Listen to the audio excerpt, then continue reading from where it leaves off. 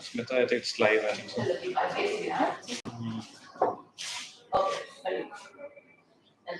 Does this get recorded? Any idea? Like online, whether it gets recorded or it will Yeah, there'll be a YouTube link that will be published.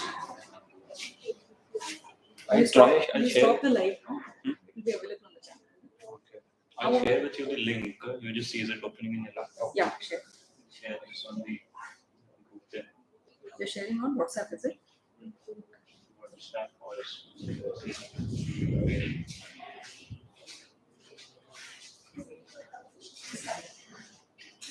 That's what I just wanted.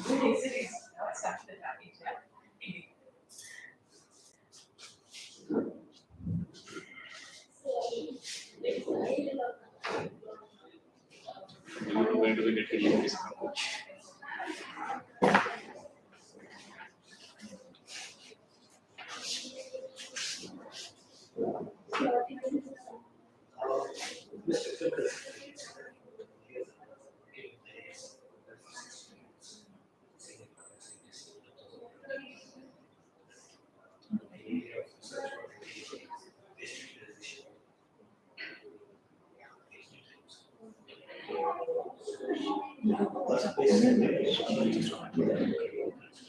Event about info card open so maybe it is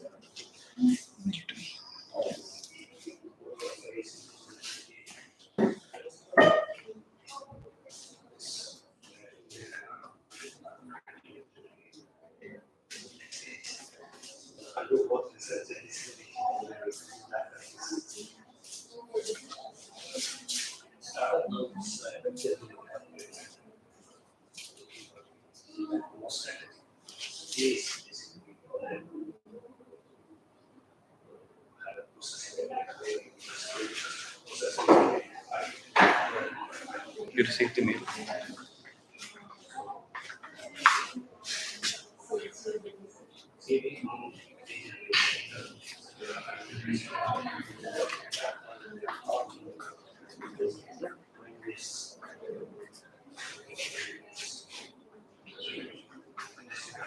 So you can share that Sarah's group.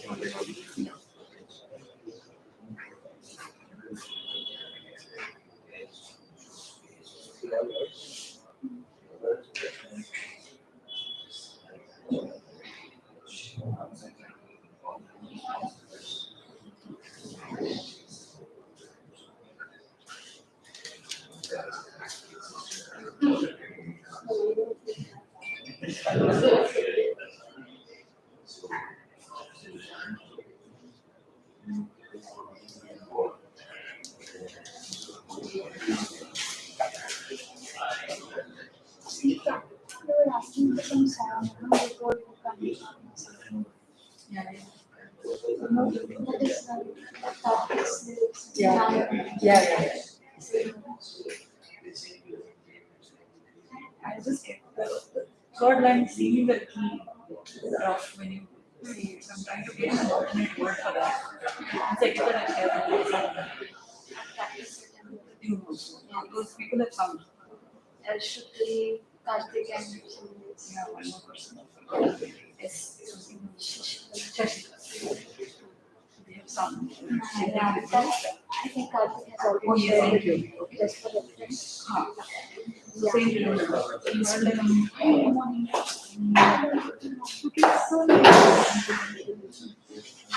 That's her, no? I'm going to go this. Please take.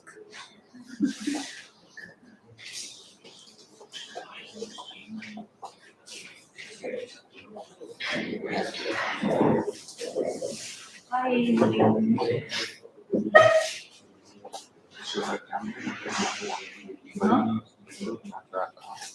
all I saw later. Yes.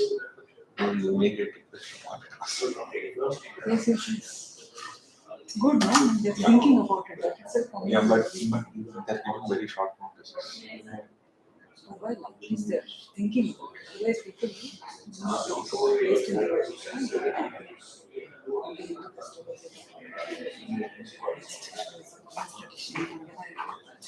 So, government is good.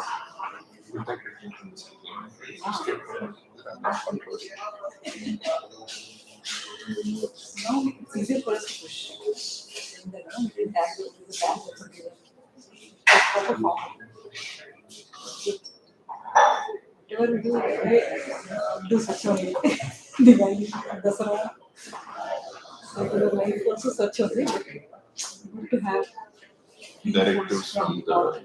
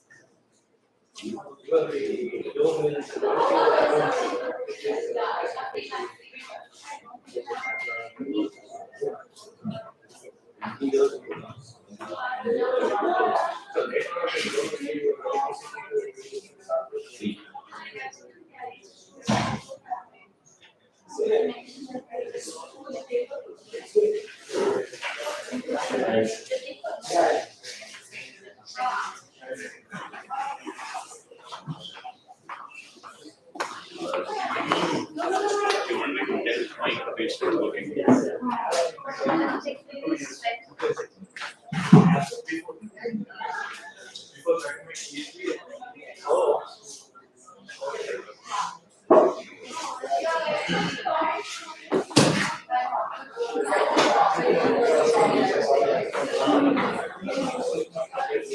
Check this.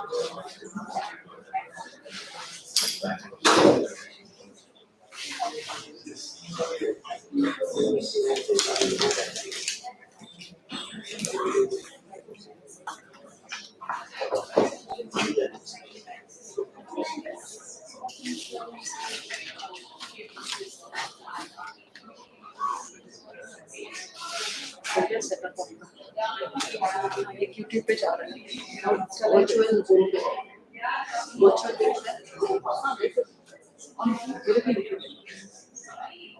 so there's no zoom बाकी से people are joining virtually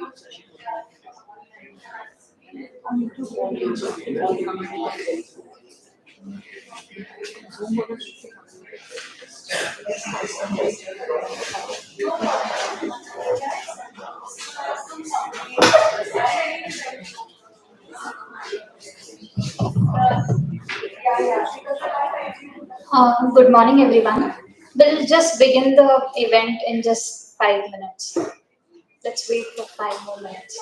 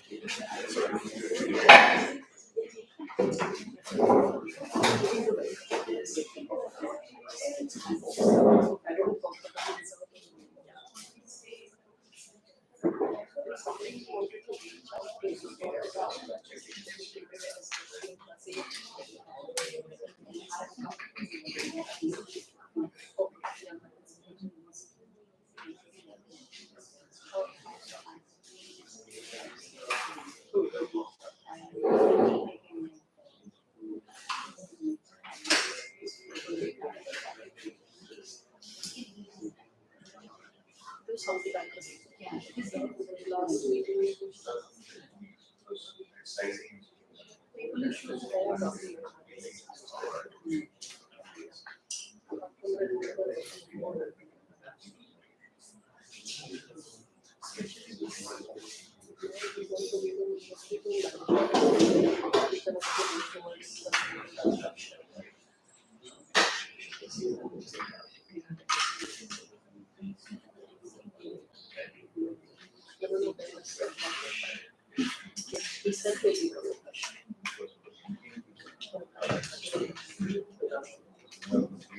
India Habitat.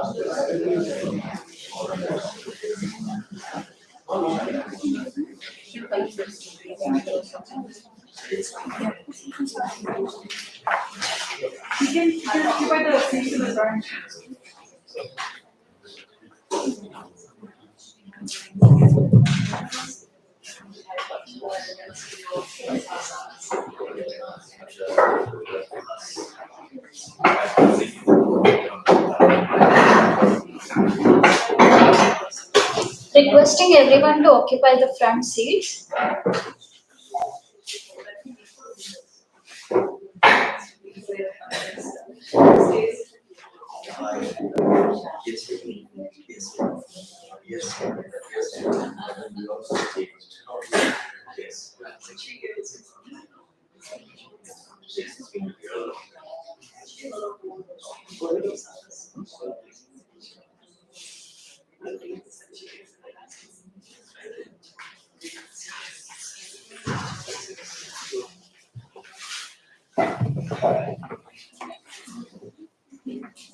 Ladies and gentlemen, esteemed guests and participants, a very, very warm welcome to you all to this event. Let's talk CND waste non-bulky generator perspective. So before I begin, I would like to give three instructions, requesting everyone to please keep your mobiles on silent mode. If at all you require water, at the back side it is provided. Washroom facility is also provided at the outside. So once again, welcoming everyone to this event. I'm your host Sneha, and I'm very, very excited to be here today to guide you through this enlightening discussion on the pressing issue of construction and demolition, that is CND waste management. First and foremost, I'd like to extend a hearty welcome to all of you to spend some time and make it a point to come here for joining us, for joining towards a more sustainable future. Today, we have a distinguished lineup of speakers and panelists who will share their insights and experiences on this topic. With that, let's begin our program for the day. It's my pleasure to introduce the Chief Executive Officer of Sahas, Ms. Archana Tripathi, who will be delivering welcome address. Please.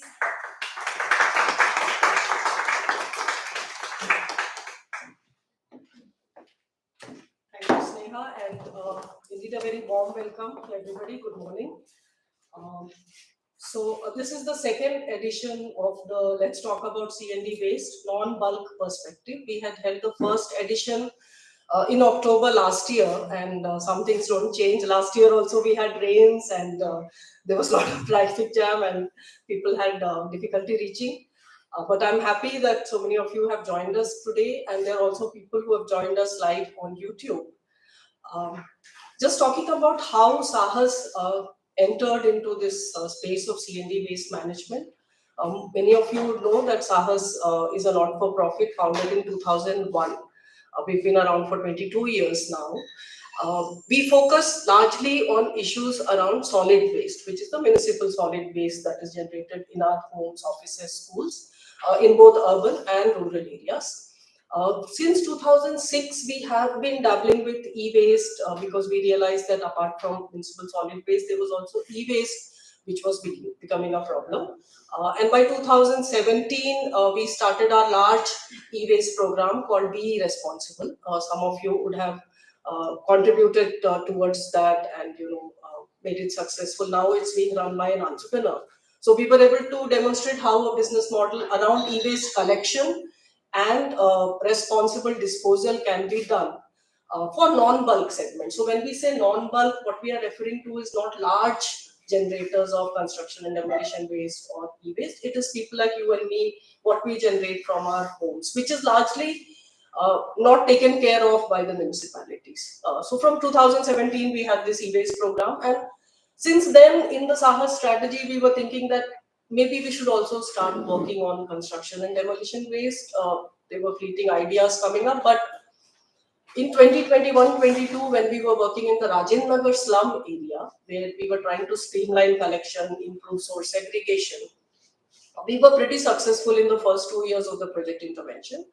And then we realized that even though people were segregating, handing over their waste, there was a lot of debris piled up at every electric pole, under every pole, and at a lot of street sites, which because the area had continuous civil work going on. So one flat would get demolished, old flat, new flat would get constructed. And that is when we decided that while we are working on solid waste management, we need to really focus on construction and demolition waste. Otherwise, that problem will still remain. And since 2021, we started actively pitching into funders because we are an NGO, we need funds to start working on anything. So in 2021, I think we had Tata Realty and Infrastructure and Tata Housing, who are the sponsors of funders for this project. We are thankful to them that they bought into the concept. They said, yes, we need to do something about construction and demolition waste. And that is how Circular Reality as a project was founded.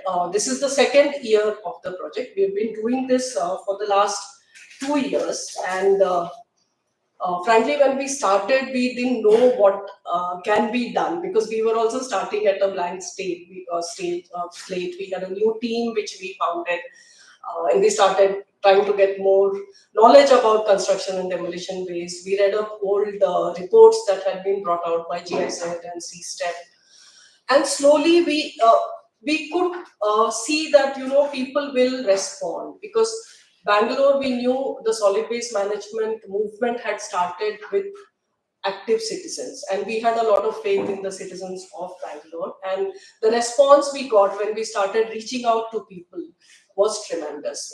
People were very happy to invite us to the RWAs, take sessions. We've also found recyclers who could take the waste, because in waste it is the entire end-to-end chain has to be set up. You need the waste generator to be onboarded, you need the logistics to be there, and you need a recycler who's willing to take up your waste. So one of the things that we found in Bangalore, that unlike cities like Hyderabad, Delhi, and even smaller towns like Indore, Davangere, who have a CND recycling plant set up by the municipality, Bangalore hardly has sufficient amount of recycling. We have small scale recycling happening of CND waste. And also the ULB, the BBMP in this case, which is actually responsible for the collection. While they did say that we have a contractor who's supposed to do it, we do have a number, but we didn't find it anywhere on the ground. So we did see those challenges, but because we had some funding, we started collecting on our own. We would pay for the transportation, and that is how we were able to kickstart collection of CND from domestic generators. So today we will be sharing with you the 2 years of work that we have done, what are the key things that have come out from our work. There are a lot of findings for us, and also which we would like to share with you. And last year, 1 year after we started the project, we had the first such event where we had again representatives from KSPCB, we had the academia represented by NLSIU, we had recyclers from Shobha Recyclers, and we also had somebody from the media. So we got a lot of different perspective last year, which we had shared with all of you. This year also we have a very distinguished panel of experts from representing different stakeholders, and I'm sure we'll have very insightful discussions on this topic, because as an NGO, what we can do is we realize we are too small to solve the problem. But what we can do is we can be enablers for starting conversations, we can be enablers for demonstrating small pilots, demonstrating things at small scale, which we hope the governments and or the entrepreneurs will pick up and then make it sustainable. So this is our small effort in working on CND ways, starting conversations like what we are having today, and hopefully things will work out. Frankly, even today we are not seeing a business model emerging where an entrepreneur can take up collection of CND waste from non-bulk generators, send it to recyclers and make it a viable option, because the costs involved are slightly higher and the income from the recycled products is still not coming in. But hopefully, if we hit scale, if more and more people start giving the e-waste to the CND waste to authorized collection agencies, we hope that the model will kick in. And at some point of time, like for e-waste, it took us 5 years to achieve the scale. Here we are at the second year, so we are just hoping that we will get a lot more people involved, and bigger facilities will come up in Bangalore, because of which a lot more kinds of CND waste will get recycled. So with that, I'd like to thank all of you for coming here, and those of you who joined us virtually too. And without wasting any more time, let's start talking about CND waste, the non-bulk perspective. Thank you.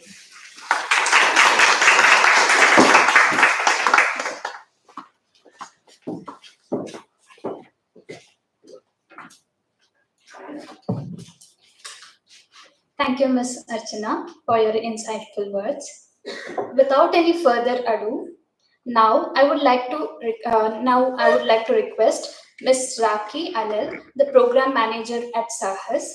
She will be presenting about the project Circular Reality and share our findings after doing this project. Yes.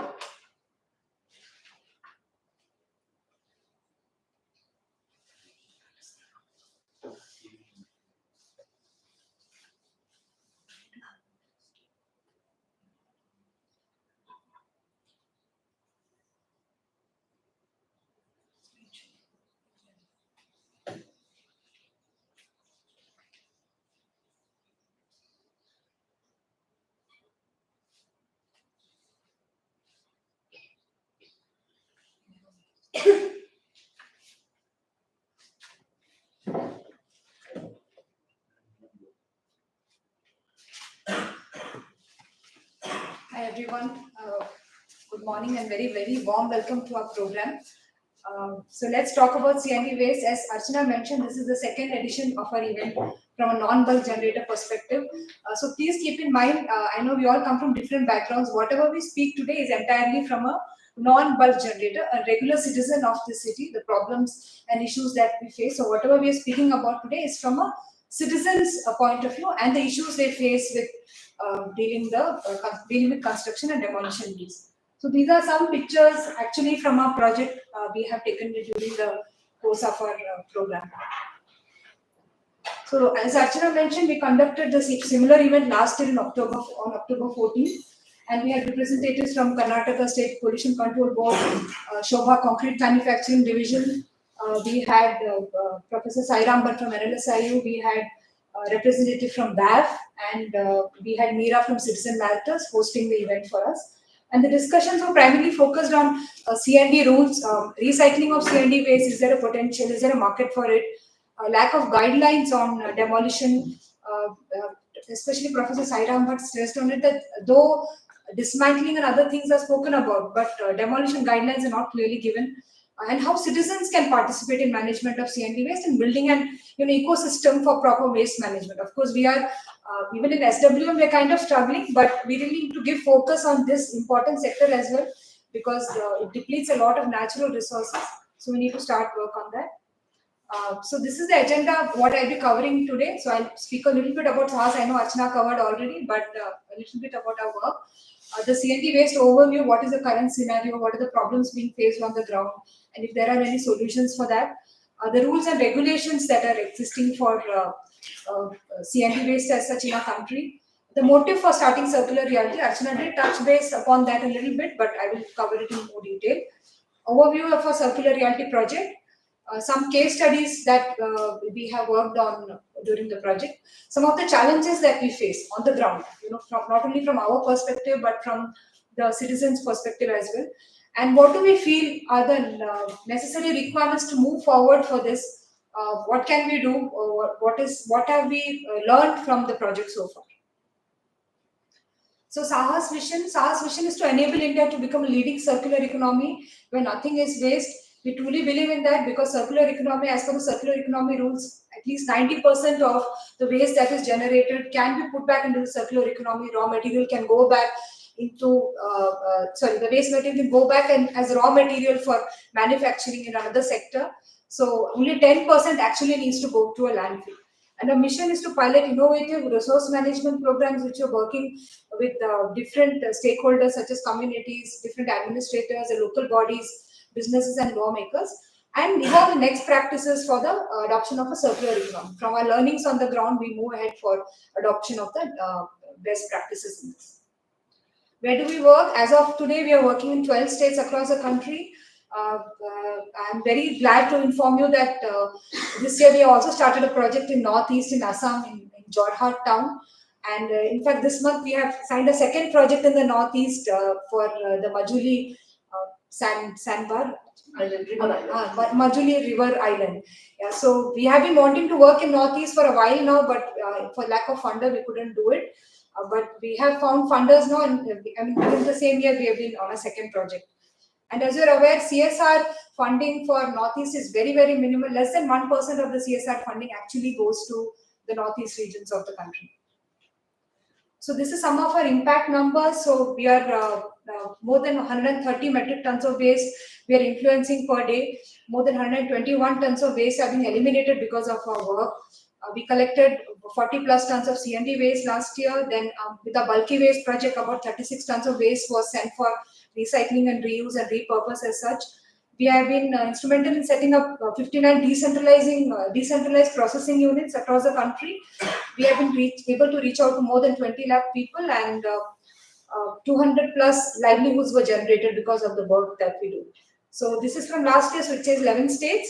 So we are working in 28 districts, and 245 plus staff is working with Sahas as of now. So let's move to CND waste and let's try to understand what this is all about. So CND waste is basically any material that is coming out of construction, remodeling or repair during demolition of any civil structure or any construction activity. And this definition has been provided by the CND waste management rules of 2016.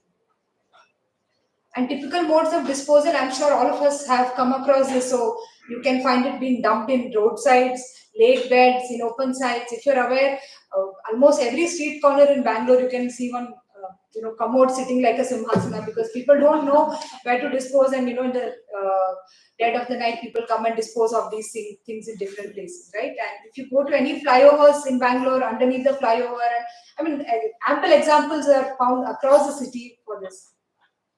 And what are the problems caused? So one is urban flooding. Though CND waste cannot be said that's the only reason for flooding which happens, but it is one of the important components of that. Last year there were large floods happening in the eastern parts of Bangalore, and CND waste also was one of the main reasons, because the drains were full of all the debris and construction activities which is going on in the eastern part of the city. Water body destruction. A lot of waste is being dumped in lakes and other places which is causing destruction of water bodies. Our landfills are overflowing. I'm sure people who are in touch with the news keep seeing what is the waste situation in Bangalore as well. So landfills is definitely not a solution, and sending CND waste to them definitely doesn't work as a solution for that. It causes a lot of obstruction to mobility and to the poorest of citizens. Poorest are people who are actually working in an environment-friendly way. The cyclists, the pedestrians. So dumping all these material in footpaths and roadsides is obstructing their mobility most importantly. Then it's also public space degradation. It's an eyesore. Like it doesn't look very nice and clean to begin with, right? It doesn't give a very good impression of the city. And some of the environmental health concerns is air pollution. So CND waste contributes to the PM particulate matter 2.5 of the air pollution index. I'm not aware about Bangalore, but in Delhi, CND waste is contributing about 20 to 25% of the PM 2.5 which is there in the atmosphere. And surface and groundwater pollution, because CND waste also has paints and solvents, turpentines and different kind of chemicals which if left on the soil or in water bodies can actually leach into the water and groundwater and pollute them. And soil pollution is definitely a big problem. Topsoil is a problem across the world now, not only in our country as such, because of industrialized agriculture. And adding CND waste to the topsoil is definitely not helping the cause of our topsoil as such. So what are the rules and regulations? So policy and guidelines, I just touch briefly on this. The Environment Protection Act came in the year 1986 during the tenure of the Rajiv Gandhi government, and it happened after the Bhopal gas tragedy. So the government thought that it was high time we did something about the environment, and this act came into place. Thanks to the efforts of Almitra Patel and others, in the year 2000 we have municipal solid waste tools being given out because of the intervention of the Supreme Court, and that was done by the Atal Bihari Vajpayee government. Karnataka actually has been a pioneer in waste management, though we may diss about a city and a state and because of all the problems we face, but we have definitely been a pioneer. At least we have the thought process. Execution maybe will happen later slowly, but at least we have been a pioneer in that sense that KSPCB issued guidelines for CND waste management in 2014 itself, where even the center was not kind of thinking about it. And the Ministry of Environment, Forests and Climate Change issued the waste management rules in 2016 onwards under the Modi government. And following that, BBMP issued CND waste management rules in 2016. And in 2017, the CPCB has issued the guidelines for CND waste management as such. The presentation will be shared, Ramji. We will share with you, Ritasha. So what are the rules and responsibilities for non-bulk generator? So the policy says that anyone who is generating less than 18 to 20 tons per day of waste is a non-bulk generator. And the generator is responsible for collection, for segregation, for storage, for transportation, and also for disposing at the different collection centers that are provided by the local authorities. And every waste generation also has to pay for it.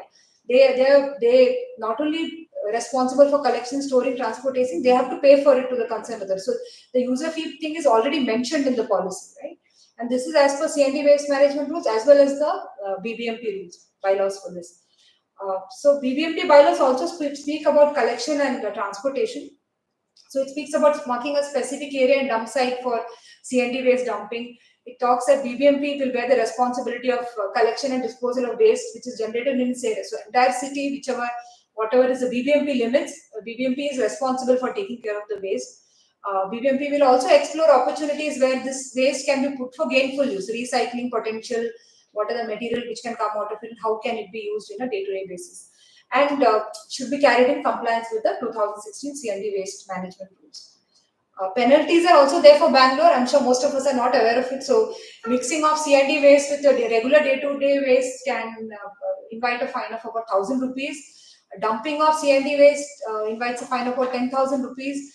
And subsequent dumping episodes about 25,000. They are not enforcing it very forcefully or formally at this point in time because they are not providing the services for non-bulk generator at this point. Now let me move to circular reality. So why circular reality? So as Archana mentioned, based on her work in the Rajendra Nagar slum and all, we realize there's a big gap in waste collection. So even if we go talk about SWM and people start segregating waste and disposing it out properly, CND waste is still an issue because people are generating it. At some or the other work is going on at not very frequently, but at some point in time, some repair work, some leakage will happen. So some things have to be broken down. So this happens, and this non-bulk generation is seen on a continuous basis. So that's what we realize there's a gap and we need to address it. there's a lack of focus. So while there are many organizations, many individuals who are very interested in the waste space, they're talking about it, but this waste aspect is completely neglected. Nobody is talking about construction and demolition waste. And because of the high purchasing power in the city, the volumes of waste that is generated is quite large. It's not small, because Bangalore, I mean, we are also one of the leading states in the country from an economic sense, and the generation of such waste in Bangalore is also large, because people are renovating, their bathrooms, their kitchens, the house tiles as such, and which needs the attention to.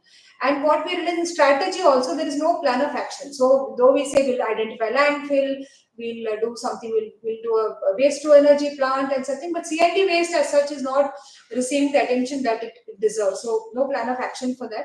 And we wanted to pilot a model to see if we can actually do it for non-bulk generators. Is it possible or not to provide them collection service? Is it possible that non-bulk waste can actually go in for recycling? What can come out of it? What is the logistics involved in taking care of the non-bulk CND waste, and disseminate the learnings to the different stakeholders that work in the organization. So work in this field. I'm sorry. So as per CSA, actually only 1% of the CND waste generated in the country is actually goes for recycling. So it's a very small number. The I forget the generation number right now, but it's been issued by TFAC in the year 2001, and that's a very large number, and 1% of it is like really, really small. From a generation point, we're generating a lot of waste, but recycling is not happening for that. So about the project, it was started in the year December 21. We are in the second year of the project now, and with funding from Synergizer Sustainable Foundation, which is the foundation, the CSR arm of Tata Realty and Tata Housing. Is a first of its kind project in the country, creating awareness on CND waste as such. It is being executed in coordination with all stakeholders, BBMP, KSPCB. We are working with different RWAs, the Bangalore Apartment Federation, and recyclers as well. The main components of the project is we want to focus on awareness, because CND, I may stand here and talk CND very fluently, but the average citizen of the city doesn't even know what CND means. Like, even I wouldn't know if I was not working with this project, to be very frank. So create awareness, at least people start talking about it, then we can do further things about it. And then bring in behavioral change among citizens. And only if you talk about it, bring behavioral change, what will the citizen do? There are no avenues provided for collection. Citizen may be aware but can't do anything about it, right? So that's why we started facilitating collection as well, and ensure that the waste that we collect goes to proper end destination. It's not being dumped across the city, right? So the key components of the project are awareness and behavior change, which we do through awareness, even through stall setups in public spaces. We try to do meetings with RWA. Let me be very frank here, the interest is very poor, because the generation of waste is very, very infrequent. It is not a daily problem for citizens, right? So interest is poor. It's like out of sight, out of mind. So getting those meetings, trying to reach out to citizens, it's difficult. So what we do is we try to do it through public forums, to stall setups during some other events which are happening. We go and try to reach out to citizens. Yeah? But I have to say here, we are very thankful to that first person, the first RWA who listened to us, the first person who called us for collection, because they had the faith. Because we have been working in the SWM space, but someone trusted us that Sahas can do this, and they reached out. They trusted us with the meeting. They gave us time, because time is really important, and it's not easy to give away of it. We understand that, especially in this space of work. So we are very, very, very thankful to them. So there are citizens who think about this and who want to do the right thing. Then our social media campaigns, we're doing it on Instagram and Facebook. We keep posting content about CND waste and what are the problems caused, and if any events we are having, call us for collections and all that. And ensuring that the whatever waste is collected, it goes to the proper end destination. So collection is done from individual citizens as well as RWAs. Many RWAs reach out to us. They want to sign up with us for collecting the CND waste generated in their premises. Then ensuring end destination. So many of the times we receive really good material with which nothing is wrong. So we actually donate it to other citizens within the city itself, and other stuff which cannot go for reuse, we send it to recyclers or for refurbishers. This is the waste collection process that we are following in Saha. So the waste generator calls us. So ideally, we would like them to call us before the work starts, which rarely happens. Generally, we get called after the work has started. Then we go and do a recce visit to find out what is the kind of work they're doing, what is the material that will be generated. We provide them with segregation instructions. We provide them with bags. And once they segregate the waste and they store the waste, we go and do the collection of the waste. So if it's a very small quantity of waste, we store it at our aggregation center in Koramangala. Otherwise, we send it directly to the recycling plant for the large quantities. These are some pictures from our awareness campaign. So that's my team, that's Jesslyn, Avinash and Digit on the right. So this is some numbers from the year one of a project, the work that we did. So as I said, we started only in December 21 and collections we started in the month of May onwards. The number of pickups was 80 and we collected about 40 plus tons of waste. We were focusing only on Bangalore South area because we want to do a pilot and see if it actually works or not. And the type of waste we collect is only segregated C&D waste because if you collect unsegregated, we also have to just dump it somewhere. So it's pointless collecting unsegregated. So we collect only segregated C&D waste. And this is from year 2. Year 2 is from April of this year. We have had 53 pickups so far and we have collected 40 plus tons of waste. We are focusing still on Bangalore South, but also collecting from citizens who live within 20 kilometers of our aggregation center in Koramangala. Because there was a lot of demand because eastern and the northern parts of the cities, a lot of construction is going on. Most of the apartment complexes and a lot of work is going on those parts of the city. We're getting a lot of calls for them. So that's why we decided that let's do it this way. And still we are continuing to collect only the segregated C&D waste. The resource recovery last year was about 70%. 70% of the waste we collected, we were able to send for recycling and reuse. This year so far, we have received a lot of concrete because of which about 90% of the waste that we have collected, we have been able to send for recycling. So year 1 versus year 2, our objectives, so year 1 we were focusing on RWAs and citizens. We were doing free collections in the Bangalore South area and we were setting up awareness desks in different parts of the city. The year 2, we continue to focus RWAs and with citizens. What we have done is, along with the free collections in the South, we have introduced a subsidized model where, because this is a very, very resource intensive in terms of money, in terms of transportation, in terms of people requires a very, very resource intensive waste segment. So we're doing a subsidized collection where citizen pays 50% of the transportation cost directly to the transport person, because we are an NGO, we do not collect money for the work that we do. And we are also working with education institutions because what we realize is the awareness among regular citizens is not there, but if people who work in this space also are not very clear about what are the rules for waste management, how they should be going about it. Because what has happened all these years is just simple dumping which has been going on. So we have conducted 3 sessions so far in different institutions for architecture and civil engineering students.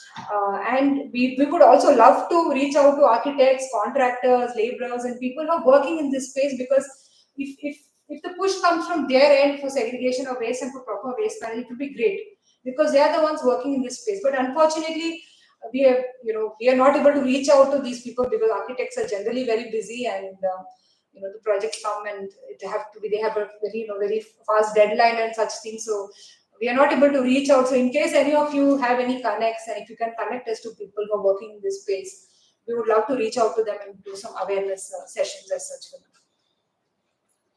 This is one case study which we did along with Hasuru Dala for their project in Kunti Grama. It is called Hasuru Mane Initiative.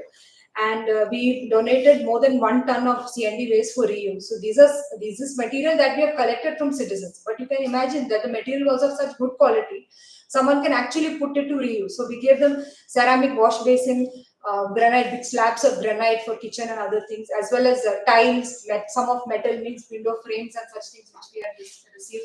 We have given it for the waste workers colony. This is another one. We collected close to 10 tons of waste from a citizen in Harloor Road. So for 10 tons of waste, even the number of trips also was higher. And the citizen actually paid quite a considerable sum for this, for transportation point of view, but they wanted to do the right thing. So there are a lot of people in the city who actually want to do the right thing, dispose of the waste properly. And it was predominantly concrete waste, and we sent it to the concrete aggregation center in Begur. Is Rupesh here? Yeah. Hi Rupesh, yeah. So Rupesh is an SWM contractor who works in Bangalore, primarily in the Bomanahalli zone. And since he saw the potential of this, that the concrete has recycling value, and the problem of C&D waste was there in his zone as well, where he's working. So he has started an aggregation center in Begur. So in terms, from a monetary point of view, it doesn't make any difference to us because we still have to pay for the vehicle.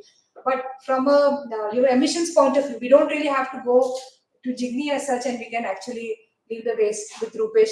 And when he reaches a certain quantity, he takes it to Begur when his vehicle is going that side. So thanks to people like Rupesh who actually work in this space and make a difference. So as I said, there are citizens who want to make a difference, and there are people like Rupesh who are working in this space. So we can really do something if all of us can come together. So some of the challenges which we face is, one is the distance. Bangalore is, like, in terms of square meter, it is really a very, very large city. And a citizen may have a commode or a wash basin or 5 bags of tiles. So how do you justify sending a vehicle for collecting this type of waste to such far distance, right? Mixed waste is a big issue. Most of the time people are like, they generate the waste and okay, let me call Zara, get it cleared, but that doesn't work because we don't collect mixed waste. We want to collect only segregated waste because there's no value in mixed waste.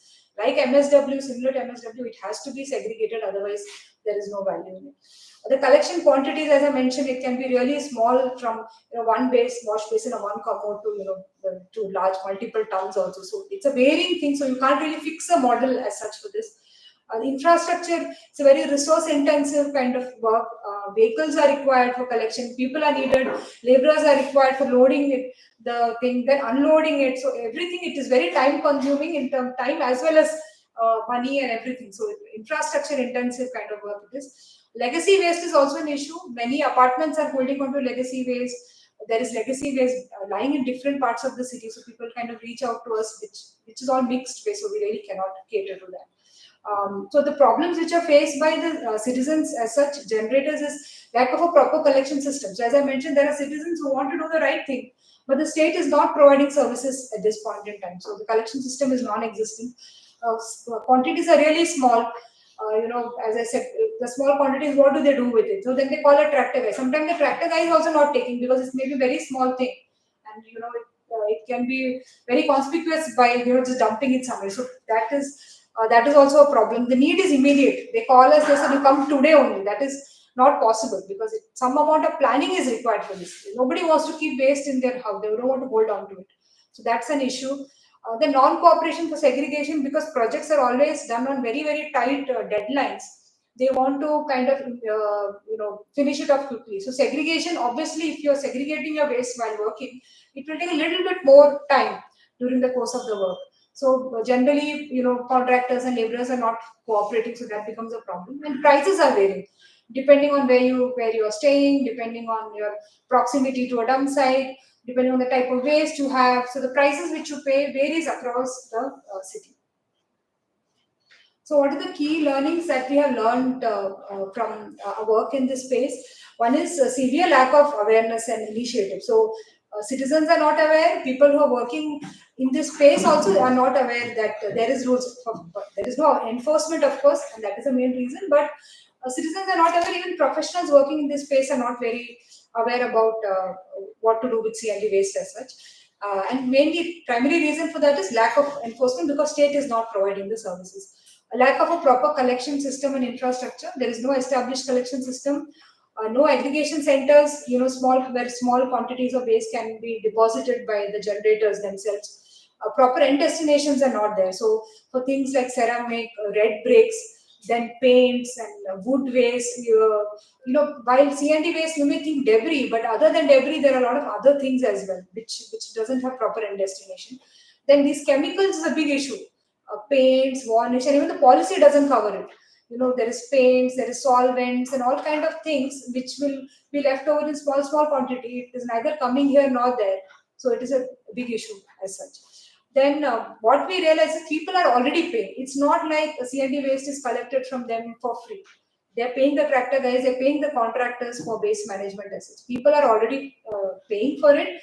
And if we provide them a proper system, people are ready to do the right thing. They are ready to follow the rules and regulations, segregation of waste. It's just that, some small push is required. We need to provide the system for them to start disposing this stuff properly. So one of the policy gaps that we realize is in the C&D waste. Now, these are the 5 categories it covers. Concrete, soil, metal, wood and plastic have been clubbed together for some reason. We just were not able to get the logic behind that, but it has been put together. And bricks and masonry. Okay, this is as per the 2016 rules. What we found during the course of our work is that these are other things which have not been covered. Tiles, glass, wires as such, and the paints also. I have not mentioned it here, but the paints and the others, chemicals and solvents, which also form a part of the C&D stream. So what is a way forward, and what do we think are some of the requirements that we need to work on to manage this waste better? One is aggregation center. It is very important. Bangalore is a very, very large city. Even the wards are also, even the zones are also very large. So if you just provide one aggregation center for a zone, that kind of will not cover it. But it's a good start. At least start with one aggregation center for a zone, and then maybe we can have for a cluster of wards an aggregation center, because this is essential from a non-bulk point of view. This is really, really essential. We can have silos or hook loaders for collection of this waste, but that may not necessarily serve the cause, because then if you provide a silo or hook load, people will just start tea cup, chips ka packet, and so many things. The dumping might start. So that may not really be a solution for it. We need to have a proper collection system, where there is a hotline number where a citizen can call in and say that I have this waste and it need to be collected. What are the charges and other things. So we need to start providing those services to the citizens. And what we also think is, while preparing the plan, while getting the approval for the building plan, we can also have waste management plant included in that. BBMP can then collect the waste based on the waste that is being generated on ground for that particular project. Then we need to create awareness amongst the citizens, the hazards of C&D waste dumping, what's the problems that is causing. Severe natural resource depletion is happening. Why we need to reuse, recycle? We need to leave something behind for our children. We cannot keep extracting resources at the rate that we're doing as of today. And there is value in segregation. As with the municipal solid waste, even in this, we realize that if the waste is segregated, it can actually be used well. So segregation, we really need to push for segregation. We need to create awareness amongst professionals who are already working in this field. How to estimate the C&D waste quantity if you're working on a certain project. CSC has come up with some models. So if you're working on a certain project, what is the amount of waste which may be generated out of your project? Then salvaging and reuse of material. How do you actually do that? Then efficient planning. If you plan well, the amount of waste you generate may be actually lower than otherwise. Right? Then we also need to create awareness among the future generations, because we have already created a lot of havoc. At least to the future architects, future civil engineers of this country, we need to tell them about the importance of why C&D waste needs to manage, inclusion in syllabus about how waste can be managed, how can it be in a proper manner, what is the practical knowledge, what are the learnings from the field based on the work that citizens, other people have already done. And EPR, I think EPR is also extremely important. The quantities of waste generated in this country is very, very large because of the sheer size of the population. Though we may think we are behind the US, we are behind other people, but then we are also, our population is very large, so the waste generation is extremely high. So for things like sanitary ware, we get perfect pieces of commode without a scratch on it, just because the citizen doesn't like it. We have collected some 20-30 commodes from some communities, because when you come to a new house, I don't like this model, and let me kind of change it. Then what do? It's a perfectly new commode. And unfortunately, for Western commodes, we were not able to find a second-hand market. Though Indian commodes people take, Western commodes are preferred by the upper class and the elites. And we are not able to really push it even in the second-hand market. We have been able to give it to some people, but it's not easy to dispose of. And these are like perfect pieces. It's not even like broken or cracked or anything of that kind. Tiles is a big problem. People keep changing, especially in Bangalore, because the water is hard. The bathroom tiles, especially, people keep changing all the time. The kitchen keeps getting renovated. The house flooring is changed. We have several old houses, so now a lot of renovation goes on for changing of the flooring as such. So tiles also, we feel that there is definitely a need for EPR. paints and solvents, I think the producer needs to have some responsibility on how to manage this, because these are chemicals. It can leach into the soil and into our water, creating a very, very bad environmental and social effects. So I think we need to have an EPR policy for these as well.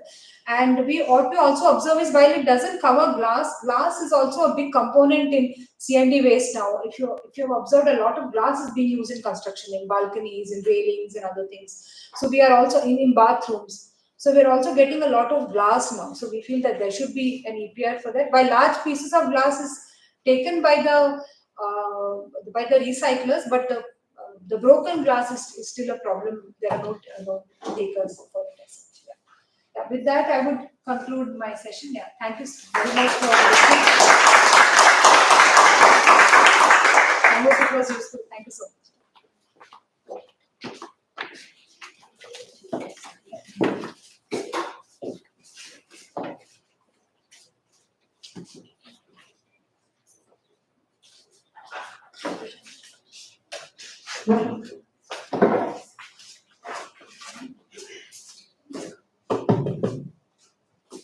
Thank you, Ms. Rati. This was really insightful, especially the key takeaways and the way forwards was really helpful for us.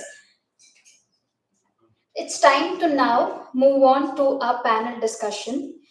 We have distinguished group of panelists with us today. Unfortunately, Ms. Pratibha, Joint Commissioner for SWM at BBMP, and Mr. Mahesh T, the Chief Engineer Officer, KSPCB, is not with us today because of some unforeseen intervention. So now let me begin by welcoming Mr. Harsha Sridhar, the Principal Architect at Initiative for Green Habitats, who works in the crossroads of design, environment, people, and the built. He has engaged in both urban and rural context, exploring new directions of sustainable architecture and designs, building technologies and systems, and sustainable livelihoods. Harsha co-founder FEEDS, a not-for-profit entity in the state of Meghalaya, as the vehicle to bring about intrinsic, sustainable, and transformative change in rural communities through village-based sustainable livelihood activities. Next, we have Mr. Manoj Rastogi, a concrete technologist and an expert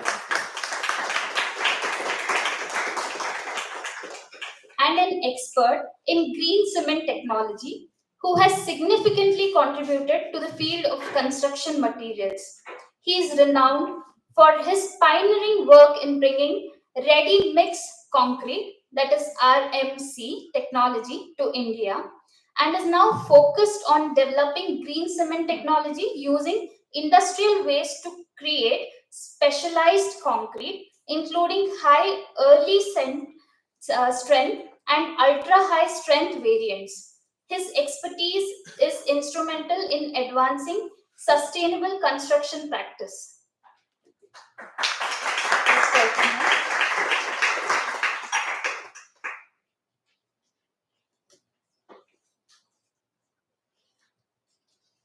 Now, I would like to invite Dr. Mansi to the stage. Dr. Mansi is a distinguished researcher with over 20 years of interdisciplinary experience in the domain of urban environment and natural resource management. Her expertise spans a wide range of areas, including municipal waste management, biomedical waste management, e-waste, and construction and demolition waste. In addition, she has made substantial contributions to the management of water resources, sanitation, and governance. Her insights are invaluable for understanding the broader implication of waste management on the environment. Let's welcome Dr. Mansi.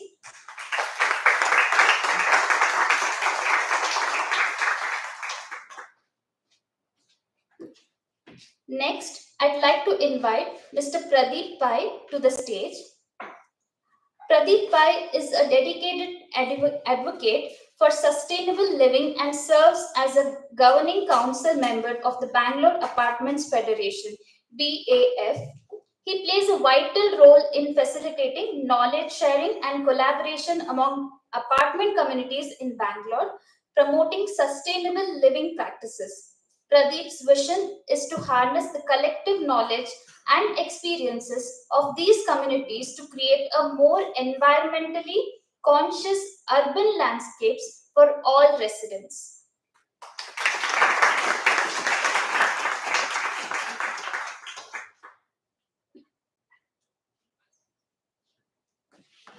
Now, I would like to invite Dr. Ullas, who is a structural engineer having 18 years of R&D experience on low carbon building materials and technology at IISc Bangalore. He was senior project scientist at CST till 2020. He moved out of IISc and incorporated a startup company to research outcome in the area of sustainable construction practices to bridge the gap between academia and the society.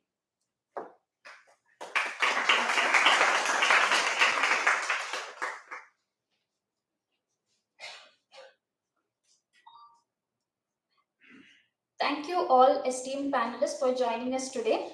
Now I would like to invite Ms. Shri D.N., our moderator for today's discussion.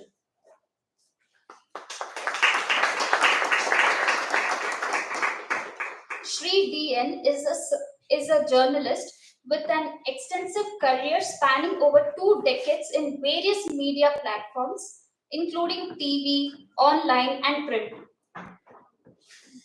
She is passionate about reporting and writing long-form stories on a wide range of topics, including city life, environmental issues, policies, polities, and more. Currently, she holds a prominent role at Deccan Herald, where she handles supplements focusing on science, environment, education, careers, and city affairs. Her in-depth understanding of urban and environmental matters makes her an ideal moderator for our panel discussion. Welcome, Shri.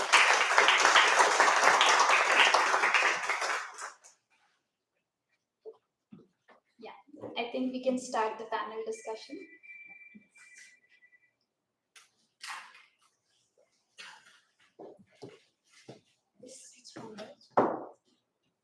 Okay.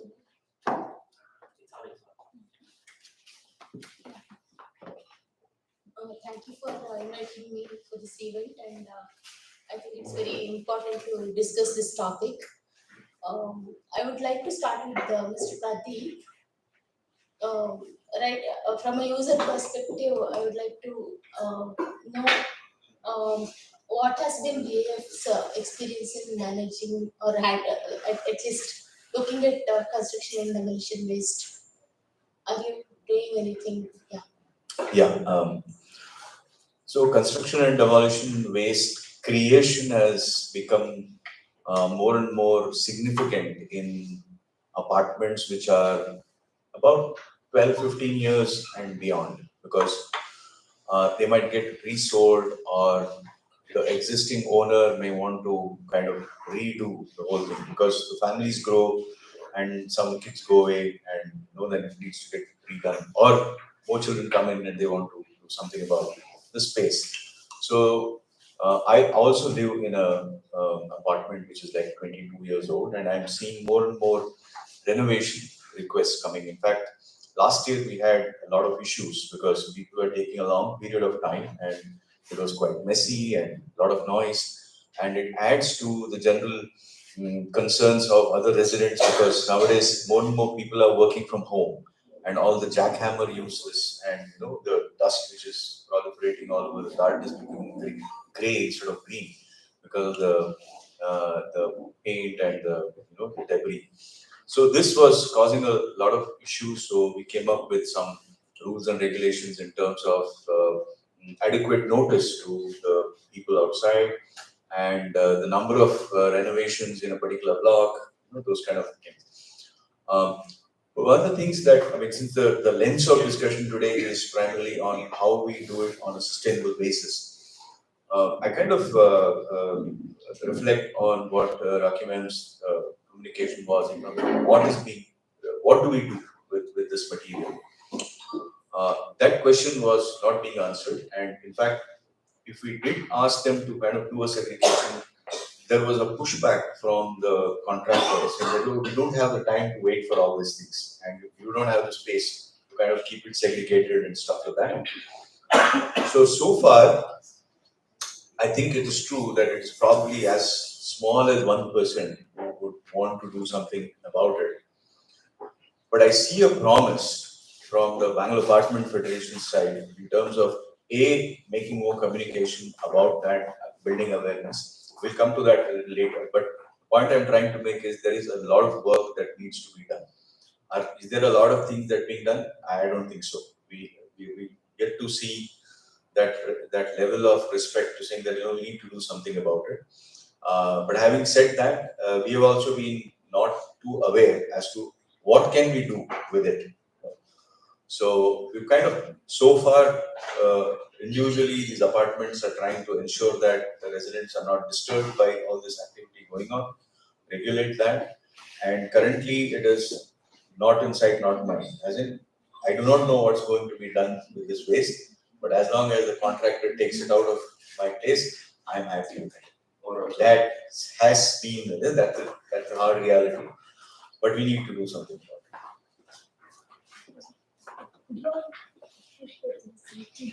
The projector is in your eyes, so you can move forward. Move it in front. You can move it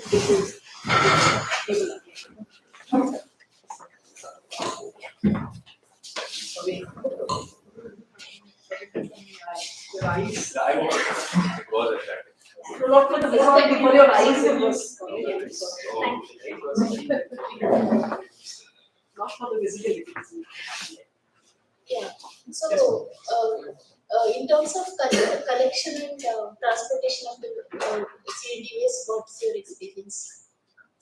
Our expectation. Expectation and experience and expectation. So current experience is primarily that people are giving the contract to the same person who's constructing whatever is expected of. And I don't think people are asking any questions as to what are you doing with it. Okay. So that's something that we need to ask. Okay, and we need to be aware that what's happening. See, I've been a recreational runner and I've been using the roads behind the HL airport, which is kind of isolated. There are no houses in that vicinity, but it's a dump today. There's so much of C&D waste all over the place. I mean, you don't feel like going there. So which is one of the reasons why it's becoming more and more important that the end user, even though you might call them non-bulk, it might be infrequent, but they still need to know that this is what is happening to something that you should take care of. So in that sense, actually I'm going back with a lot more insights than what I have to share. So I'm hoping to kind of lead it in back, make sure that some more work is being done. Thank you. So I would like to ask Mr. Manoj Rastogi from Shobha Concrete. So could you please tell us a little bit about what you are doing and how are you using CNT waste?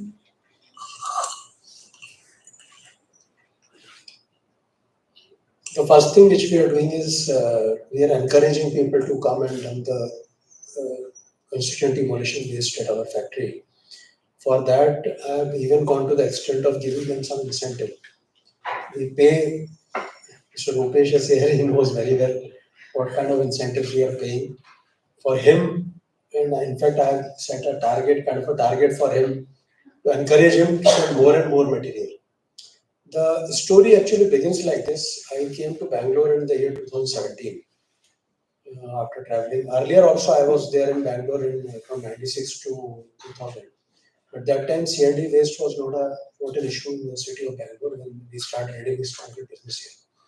But when I came here the second time, I found that a lot of construction debris lying all around the city. Even in our own projects, we had some construction debris which was to be disposed of. And as a concrete technologist in my own factory where I came, I found that a lot of material was lying there and we were engaging a contractor to send the material out. So I was actually amazed at a thing because as per my knowledge and experience, this is not something which is a waste. For me, as a matter of fact, for me, nothing is waste. If it is segregated, I can use any material which is considered to be a waste. So anyway, being from the field of concrete technology and civil engineering, first I gave my focus to my own plant waste which is getting generated. And I started using the whole material in its entirety. So instead of sending it out, I used the entire thing for my own work. Thereafter, I proposed to my management that let us set up a small waste processing unit. So I am very happy that the company also believed in my conviction and they encouraged me to go ahead with it. And we set up a small waste recycling unit at our factory itself, despite having the constraints of space and others. And thereafter, I advertised that Shobha is a company which will take the waste and we encourage the people. And that time I was living near a lake in a place called RK Township. And I used to find that in the night, I could see the change in the landscape of that area. A lot of dumping would take place in the night. And morning, nothing is there. Next day, again, you go and see, and then some more dumping is there. Similar was the case with the Hennagra Lake, such a beautiful lake. If you go there, then you realize how beautiful it is. And that's a very big lake. And I found that over a period of time, people are encroaching upon.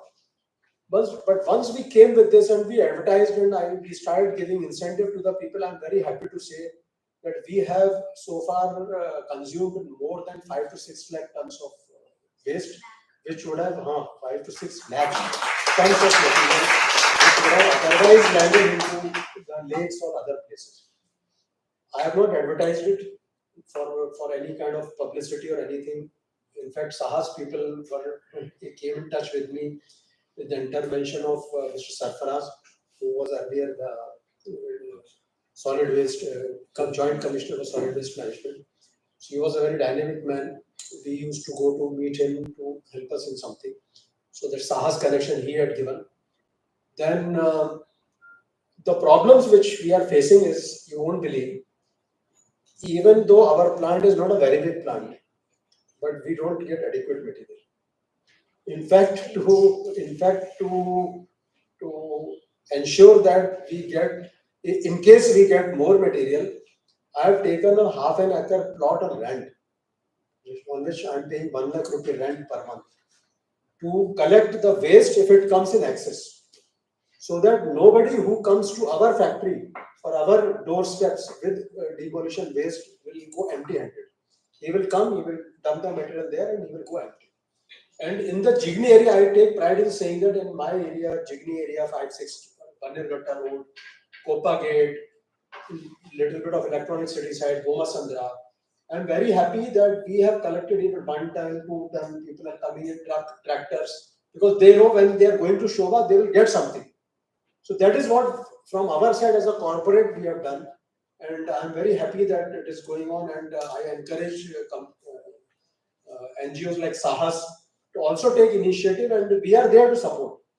In fact, if the quantities are more, I can also convince my management to set up more units. In fact, at one point in time, we were in touch with BBMP to set up a very big plant in Electronic City side. Some land was also allocated, but finally we came to know that since it is having a lot of legacy waste, and so it was the land was prohibited for further use by NGT, Green Tribunal. So that we could not take it forward. But in case the need arises, our company, I am confident, would be ready to put up a small processing units in Hasarghatta or maybe in the eastern part of the city to cover the entire gamut. But one thing is clear, even at our own Jigni place, we are unable to cater to the full requirement of the processing plant which we accept. We are not getting adequate material what we could have consumed. So anyway, this is how the situation is. As people have been seeing Today also when I was coming, I saw the kind of waste which is lying all around the city. So anyway, this is how the situation is. But one thing is there, if some government support is there, for example, you referred about one road behind HAL. So such roads, suppose one tractor goes on that road, and one JCB also accompanies that tractor or truck, and then the entire road can be cleaned in one shot, and that waste can be sent to people like us. So like that, one by one road. In fact, that is my ambition also on a personal level. That time permits or the capacity permits, I would personally take up that kind of a challenge and I'll do it myself on my own. Not I will not involve my company or any government body, but on my own I will do it. This is my personal ambition. So what kind of waste goes into your facility? It is purely actually concrete waste. Concrete waste. Okay, so other categories. See, tile waste also can be used, but for that a different kind of machinery is required. We have space constraints. Tile waste actually, tile and glass, I have got some fantastic technologies wherein it will convert itself into a very wealth generating material. But for that, little bit of space is required, little bit of investment. And again, segregation is required. What kind of products do you prepare? Currently, we are using in some kind of concrete products, manufacture of certain concrete products. And we use some specialized technology, and I take pride in saying that the products made out of this construction demolition waste is superior in terms of the properties compared to the normal material which would have otherwise been produced.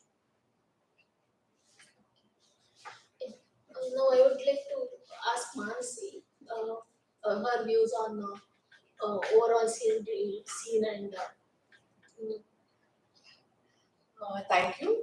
And I think the presentation covered extensively on the kinds of Yeah. issues and the problems that we have with respect to non-bulk since generators. you're doing some Isaac is doing some research on CNT. Yes, we were not literally on CNT, but we were trying to look at congestion, reducing the congestion, and then trying to see how urban flooding would cause. And that's when, Sir just mentioned that, like you have lot of dumping which is happening on the stormwater drains and in the lakes. So that would actually cause a lot of, urban flooding and then resulting in congestion. So these were some of the connects that we saw. And when we were discussing with the officials, like they are telling us, please tell us solutions, like tell us what we should do. So I think it would be very interesting to focus, and Bangalore already having very good civic activism, and you have so much work that is being done on SWF. And I think there is a lot of scope for the same platform to work on CNT waste, like Sahas is doing extensively good work. But I think these solutions should be adopted by the government. Like they came up with very interesting insights. So that could be actually included and they could actually work on those things. And I think it's very hard for various different, like Sahas for example, to take care of everything. So it should come from the government. So governance is very important where you put systems in place. I think when they are looking for solutions, and I think more of financing should also be given to a specific category of waste, where you try to streamline things. Unless the system is in place, it will not work. So, and I think, is there a scope for, I was looking at just a thought that you have these informal workers, like how he was telling that they're getting paid. So if we can set up systems, like we have all the informal workers, like it's just a tractor or someone who comes and picks up the waste and the people don't know except giving it to him.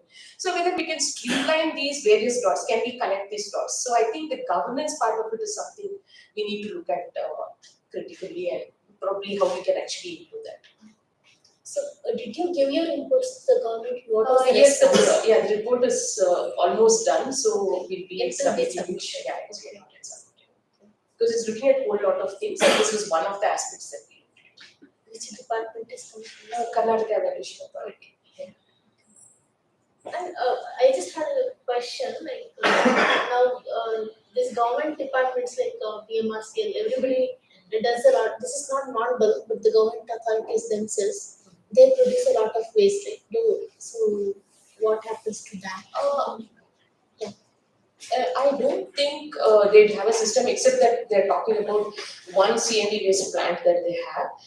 And I think they're collecting very little. I think very minimal from what is being generated. I think the general estimation is about 30% of your solid waste is construction and demolition waste. That is the different estimations. Again, the estimations are not very clear, so we don't even know like how much is actually being generated, even if you look at the bulk or the non-bulk. So I think there are lots of gaps The in problem terms of is not just estimation. with the non-bulk, even with bulk they have. Yes, there are lots of gaps in that aspect as well. Now I would like to ask Mr. Harish.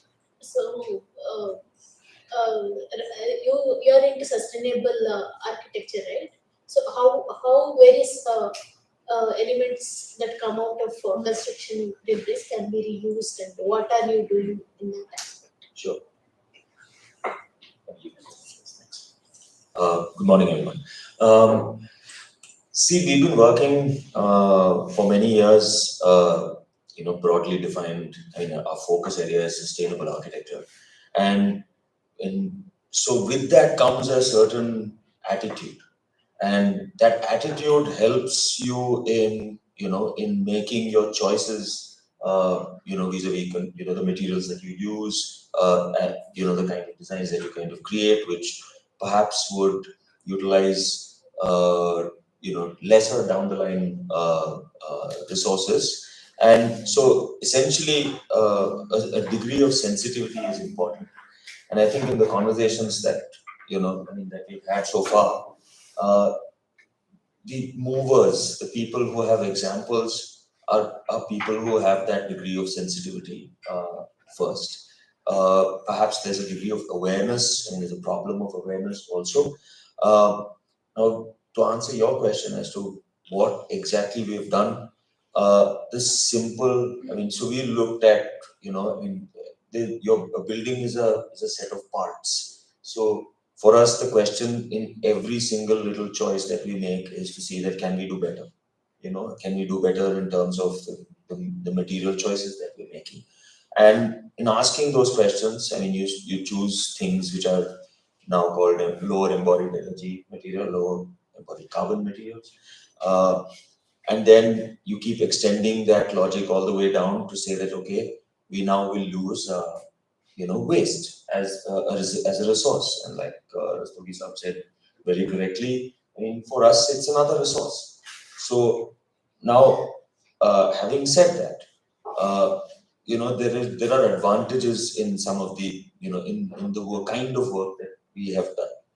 So, and there are challenges in many other contexts. So therefore, if you come to the center of the city, the challenges are space. So if you are a utilizer of products, then where would you how would you first as a generator? Because every construction site is a generator of waste.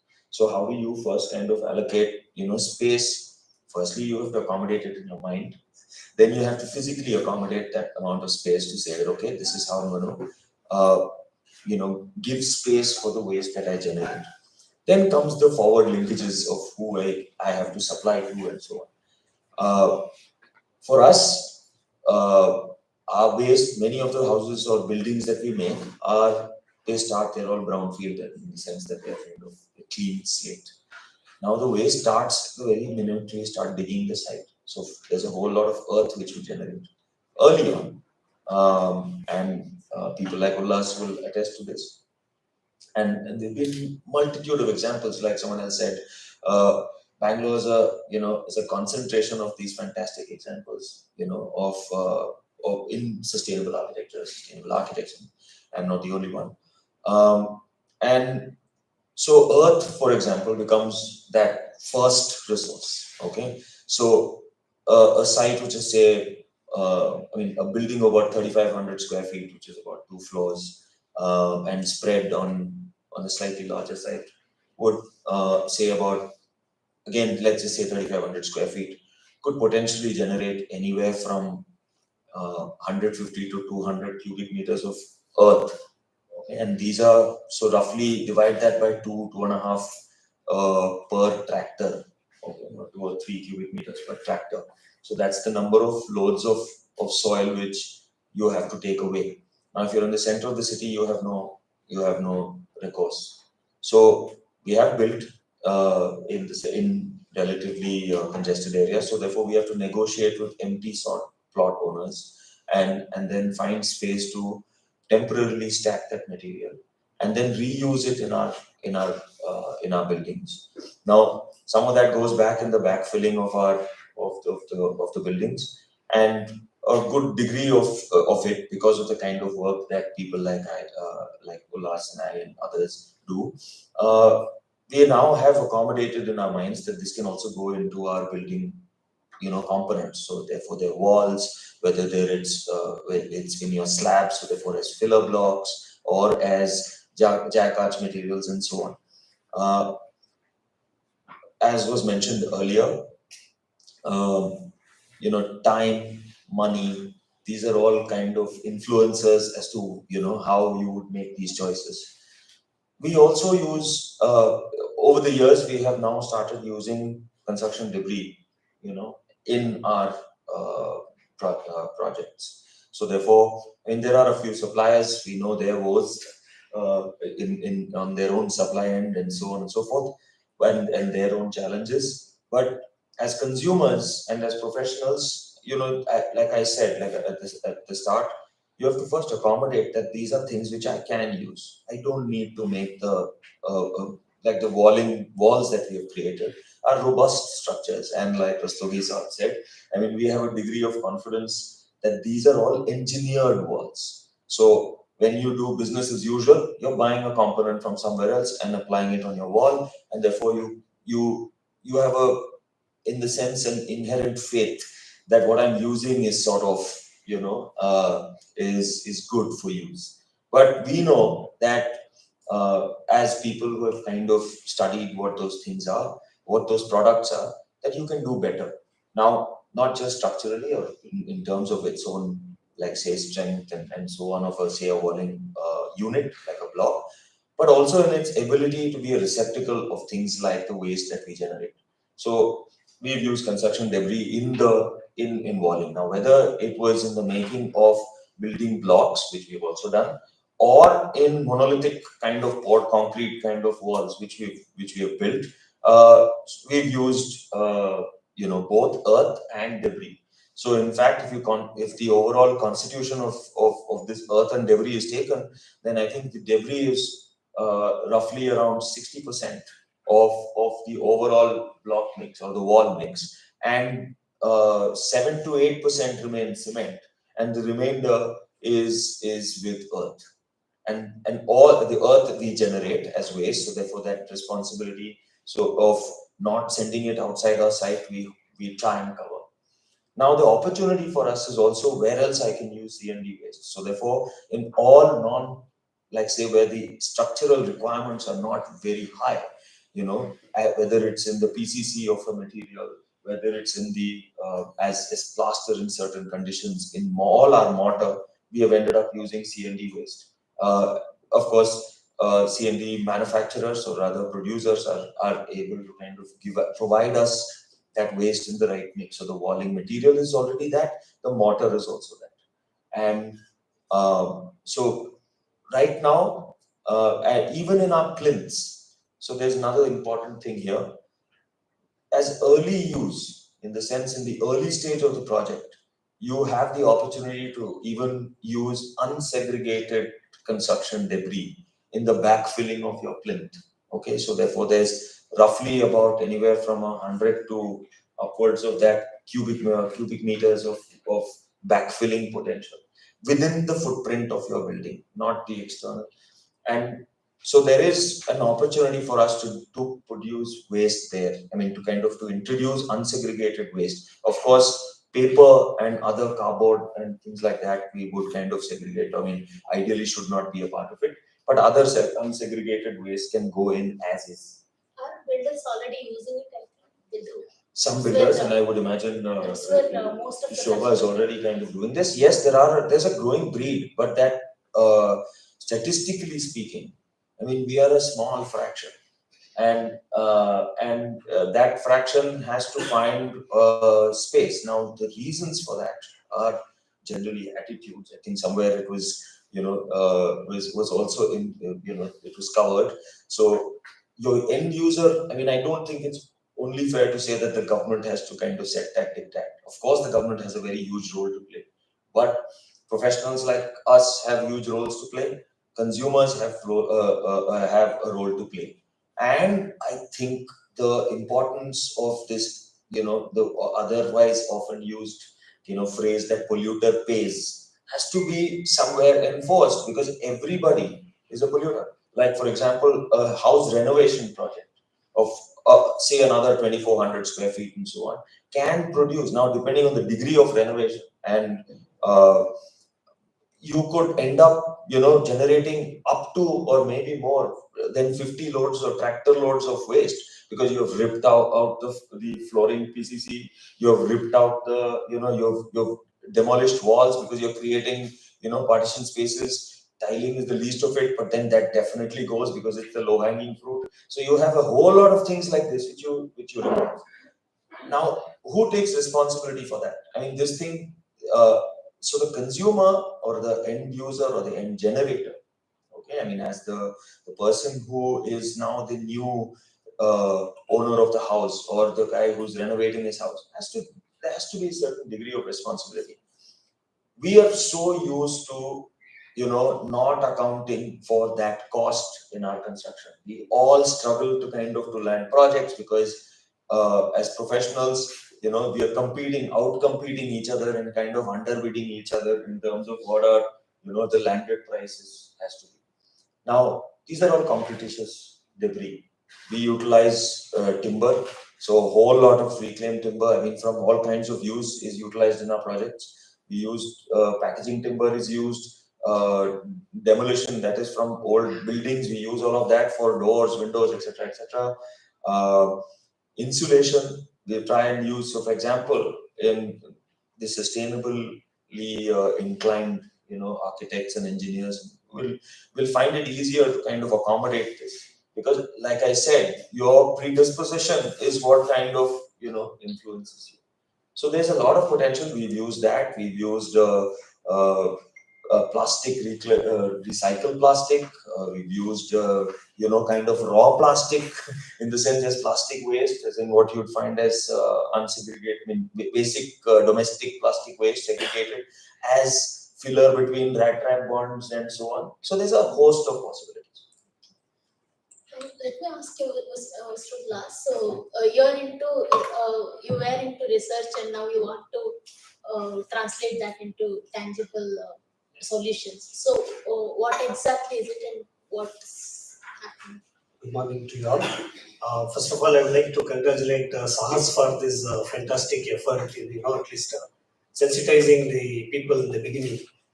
To answer a couple of questions which other panelists expressed. The first thing, there is lack of understanding about this material itself, because the CND waste is not something, material which you test once and understand it and keep using it. It is not so. It is very diverse material from source to source. Its basic characteristics changes.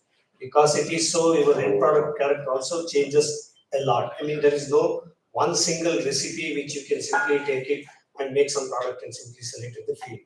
So first thing is one has to understand the material thoroughly. That's where my initial days of tenure, like I spent about 16 years at Indian Institute of Science in understanding the characteristics of various wastes. The latest one was this CND waste. Otherwise, earlier it was mine waste and a lot of other things. So we had kind of a basic understanding of the material. Then we extended the logic to the CND waste also and see how it goes. There is a big potential to make a wide range of value-added product based on this CND waste. For example, in one of the CND waste processing center which I visited, there I saw one big banner that this material is not suitable for structural usage. The moment you see such a big banner, you don't even feel like exploring it further. That is because the guy who is running, the typical businessman who was seen a business potential and started, but he doesn't have a thorough understanding of the material. So he's scared, because building house is something like once in a lifetime kind of thing, where people, common man, like this, a non-bulk generator, we'll always have, we want everything to last forever. House means it should last for 100 years. Gas, will it stay? What happens if it rains? What happens if there is a fire? These kind of hundreds of questions come. So to answer that, the person who are handling this material should have a confidence. That is first thing. And there again, the processing was there, and I again saw a huge amount of waste again down. Then asked, what is this? He said, this is leftover of the process thing, but we don't know what to do with it. Because it is mixture of this red brick and all, which one of the presentation I saw. So every such material has got its own potential. It can be converted into many different products and products. So awareness is the first thing. That's where these workshops and trainings and these things should happen, to make the professionals understand it first. Simple example, even when these stabilized side blocks or something started, even many engineers have the doubt whether the building stands, what happens if it is going to rise. This kind of very simple understanding, there is a lack of understanding. So we have to sensitize the construction professionals first. That's it, as the opportunity available. And then comes the implementation stage, which is more challenging. Like, I know what all can be done with this base, and then where to start is the problem. Again, it's a space. For example, just to give you a number, Bangalore City, we did a study in 2015 itself regarding the generation of C&D waste in Bangalore City. We found about 0.8 million metric tons of C&D waste was being generated in Bangalore City in the year 2014 and 15. Now a simple, extrapolation gives you about 1.2 to 1.5 million metric tons per annum. And we also estimated nearly 20 million metric tons of accumulated waste are already there in the Bangalore City in various lakes and other things. So these numbers are very huge, very, very huge. At the same time, the need for raw material for construction industry is several times huge actually. As Mr. Rustagi said, he is feeling lack of material because there is huge potential to produce the value-added products and selling. So this gap is still there. I mean, the channelizing is a task now. And I was a researcher earlier. After I felt that okay, there is enough learning now, I have to take it to the field. So I quit IAC and came out. Now the biggest challenge is from where do I start? Because I know the spaces are all available, far off places. I have access to a place which is 60 kilometers away from Bangalore, and if I cannot tell these non-bulk people to send this material to 40-50 kilometers away. But again, there is a huge land bank within the city in the government hands, that is BBMP or I don't know who owns such a huge land banks. But they can allocate some small portion of that land and integrate SAHAS kind of people and academia and probably even the kind of things, wherein we can set up pilot plants and show that it is a resource, it is not just a waste. We should remove that label that construction and demolition waste. It's a byproduct. So we don't know how to use it, so it is becoming waste. Otherwise, it's a resource. You just use it as a resource. So this kind of intervention will definitely help to tackle this challenge. That's what I would feel. Is there any kind of resource recovery possible from the C&D waste? There will be rare materials, right? No. Actually, there will be very, very insignificant amount of rare material or whatever you're talking about. I don't know what exactly the rare material you're talking about. Predominantly, your construction demolition waste is concrete, masonry, especially in Indian context. This kind of effort is there all across the globe. Research are happening since 3-4 decades. See, our wastes are quite different than the Western waste because our concrete technology came in much later compared to American or European examples. If you demolish last 30 or 40-year-old building, you hardly find the concrete in it. Major of it is masonry. So in our study intentionally we explored this kind of waste than the concrete because there is enough understanding on the concrete-based C&D waste.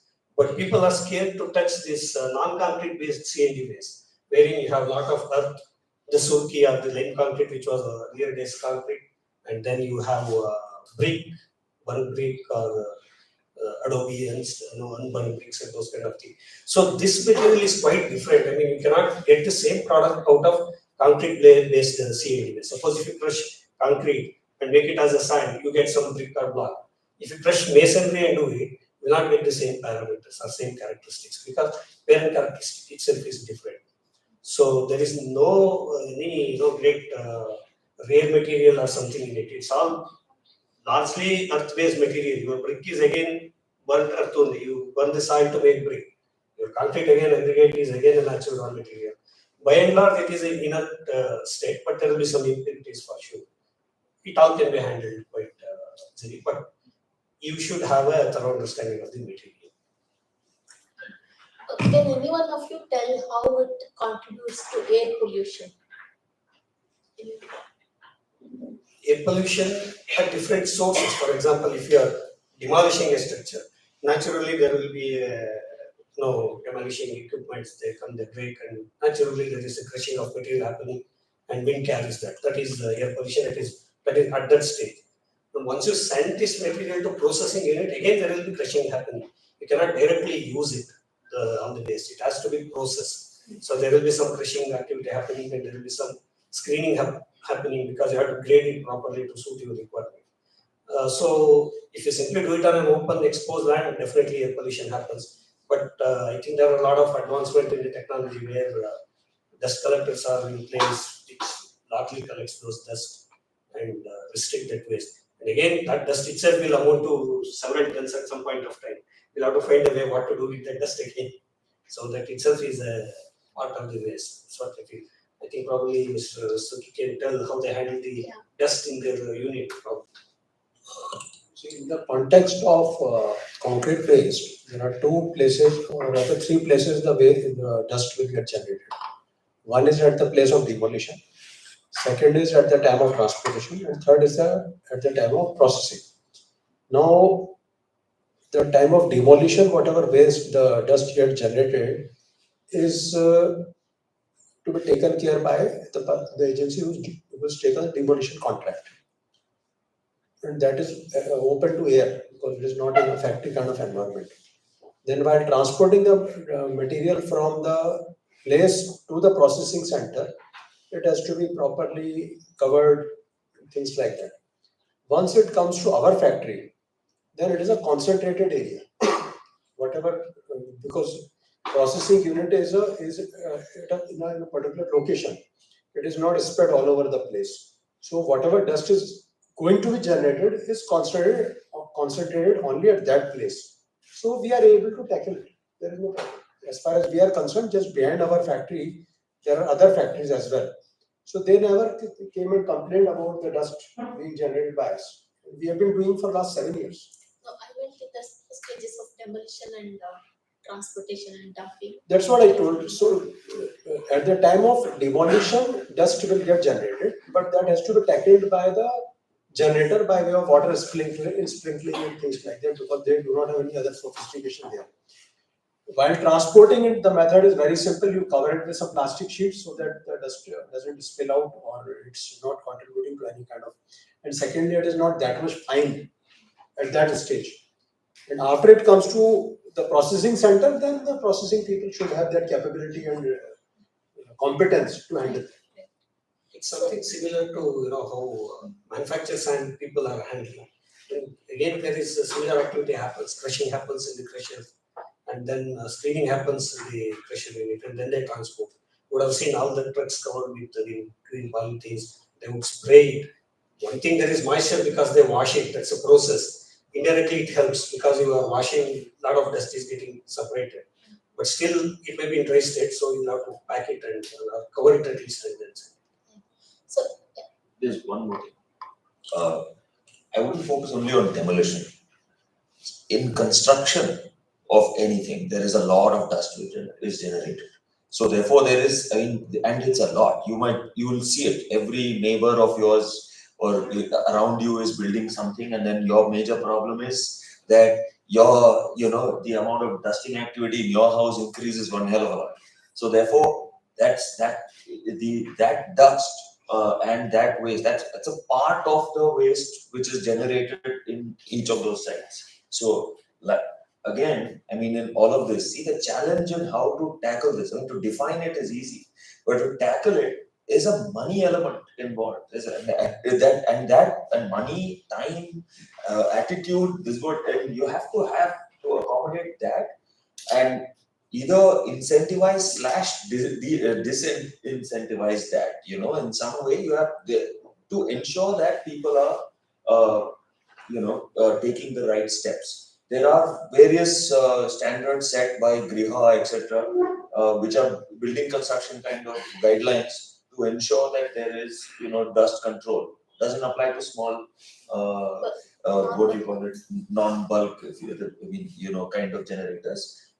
Because for them, they don't have this, they've not even considered it as a cost. So that could amount to a significant cost per square foot for them. I mean, because they are now, for them, they kind of are, negotiating on the final aspects of the construction. So Rakhi mentioned in her presentation that BBMP doesn't have any guideline for demolition of waste, demolition of buildings, and I think the situation is continuing, I guess. So yeah, if we had BBMP people, they would have responded maybe. So okay, so right now, what is the way forward? Like, can each of you comment on what is the ask from the government, BBMP and the KSPCB? Can you start? Personally, from my side, if you ask me, the way forward is facilitating is the first thing, and then incentify. For example, I know how to handle a wide range of waste, but I'm stuck with infrastructure related thing. Though I have some options which is not economically viable. And in such cases, the government or BBMP can come forward because they are having the problem at their doorstep. There is a waste being dumped in each and every lakes in and around within and down the open places. So they should encourage the people who have this capability to handle it. So we should kind of set up a pilot plans where we should demonstrate it and then engage society, maybe different levels. Like we can engage engineering college students and architecture students because they are going to be the future practitioners. They should have the awareness first so that they can take it forward kind of thing. That is one. And also maybe how to give this intensive, like, I feel carbon credit, maybe one can think of a waste credit. Suppose if a small time builder or a contractor, if he dumps some X amount tons of waste to a processing unit, you give him some credit, which he can encash it for the product that is being done there. So he will feel that instead of going and dumping it to somebody's backyard, if I go and give it to some processing unit, he gets some credit out of it. He may not need it immediately on the next day. As Harsha mentioned, when I dig the soil, I don't have space to keep it. So I dump it, but I may not be able to take the same soil from that place back. But after I finish my foundation, I can encash this credit that I generated to buy good quality bricks from that plant so that I can build my wall out of that. So you send some waste and take back another thing from there. But it's all, by and large, it's a system wherein you are encouraged to do that. So that kind of setting up a establishment and showcasing is very much required. That's what I feel. I think the first step was kind of already been made in terms of these kind of communication that we are doing. But I think the more I kind of listen to this, the more I feel that there's a big role that BAF can play by communicating to all its members and beyond. So we have all these clusters, so we keep having those cluster meetings. So I think we should kind of, in every meeting, there should probably be a video and some kind of success story that could have been played by them. Parallelly, there are ways and means in which we can kind of build that ecosystem, saying that, okay, there are X number of houses that are getting remodeled, whatever, and here is a set of things that you can do. So I think that way it will build a positive spiral. I also run schools personally, so there is environmental systems and science and societies subject that we do at high school, and there's probably something that we can do there, where we can have some kind of a meet where these children who take that subject come over and they work on that. Most of the children who come to my school also stay in apartments, so they can at least have a say. I don't know if they can influence that, but at least they will probably ask these questions which were never asked. So these are things that come to my mind, and I think as we can continue to work, we'll probably find more answers. Thank you. I think there should be much more research done on specific aspects, especially like I think we came to know a lot about the awareness and socio-economic kind of issues that have to be addressed. And I think even I agree with the display of these best practices, like he's just mentioning about a lot of buildings are there, but I think awareness about that, and that is not there. So if there could be some system where we can really display this best practices and people know that something like this exists, that can actually help move further.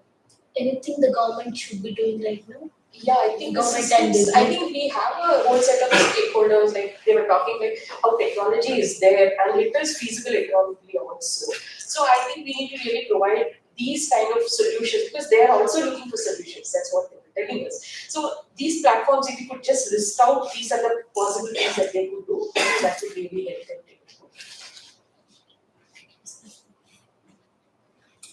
See, in my opinion, government on its part, because in the end, government is the ultimate agency. What they need to do is to enforce the law to its entirety. That's it. Other than that, government need not do anything. There are enough players in the market who will take care of the other things. Organizations like SAHAS, they will, once the generator is pushed to a wall, where he knows that he has to pay the penalty if he dumps it here and there.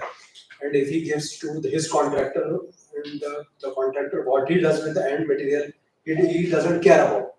So once law is there and it's enforced in its entirety, things will take care of themselves.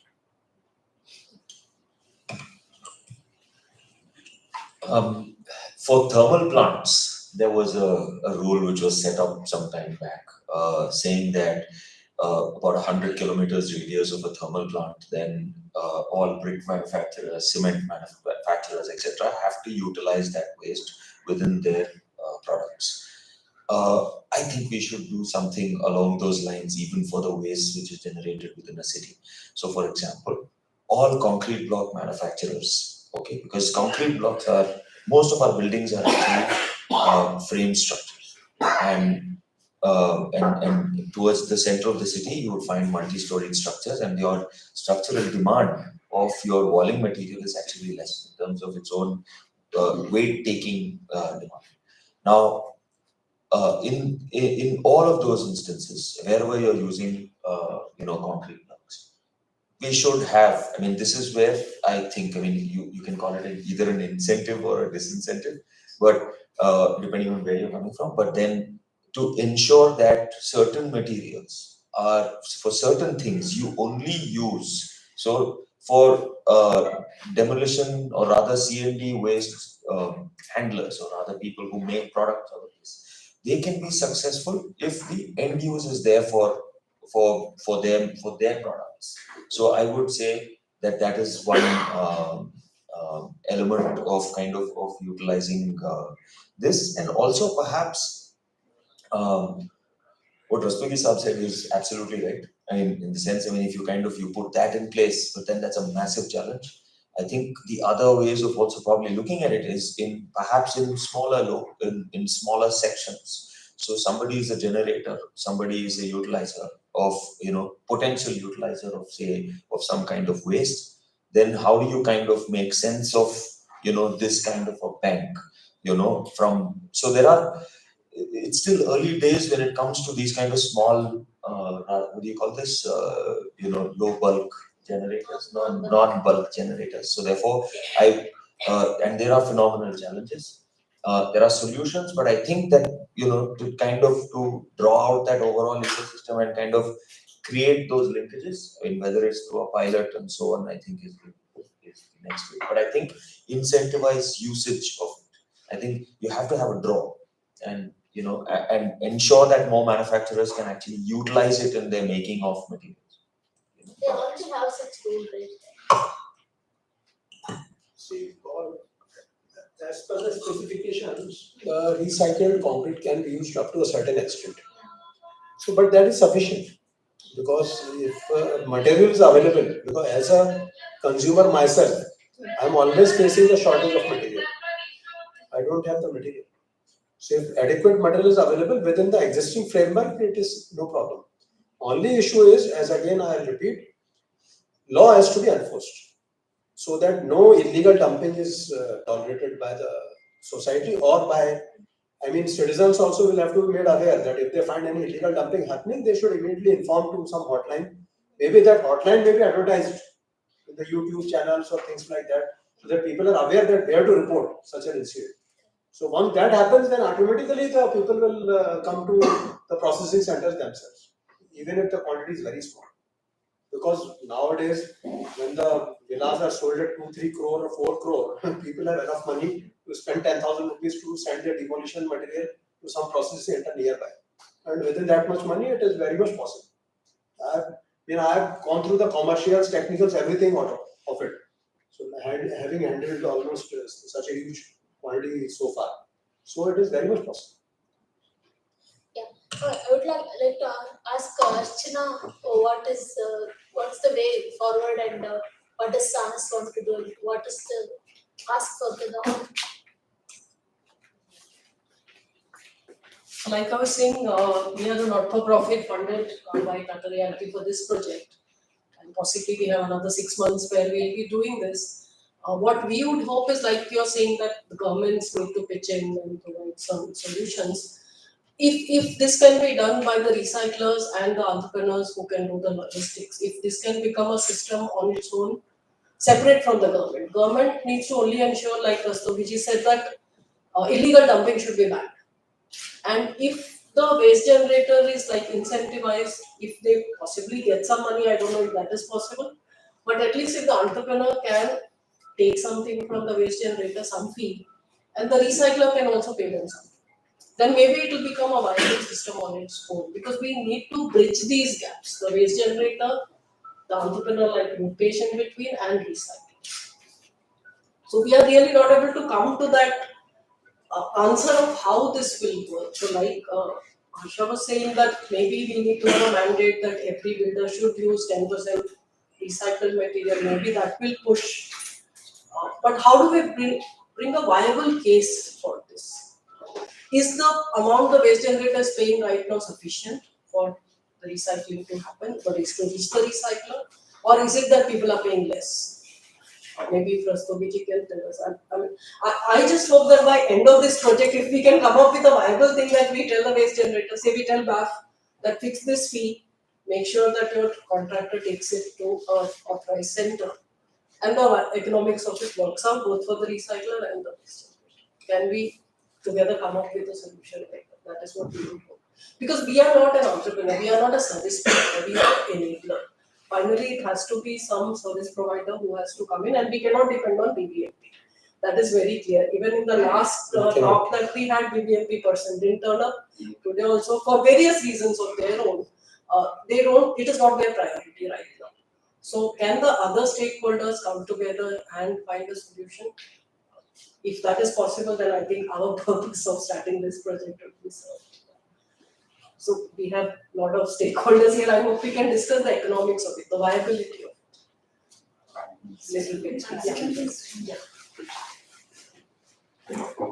Yeah, I am Kiran Kulkarni. I am one of the advisors for Swachh Bharat Mission Pan India.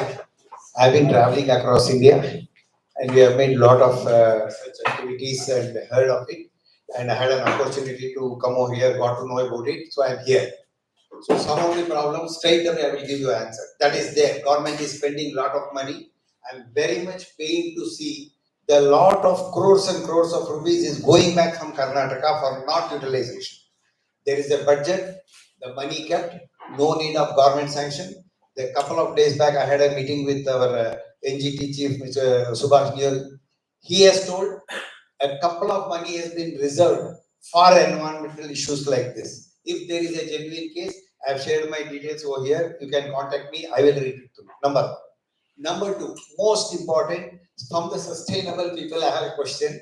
We have been talking of sustainability, wherein the most important, as per our understanding, across the globe, the warming and untimely rainfall, whatever is happening, is because of the movement of biomass, mass of the earth, Mother Earth, because of lot of activities are happening.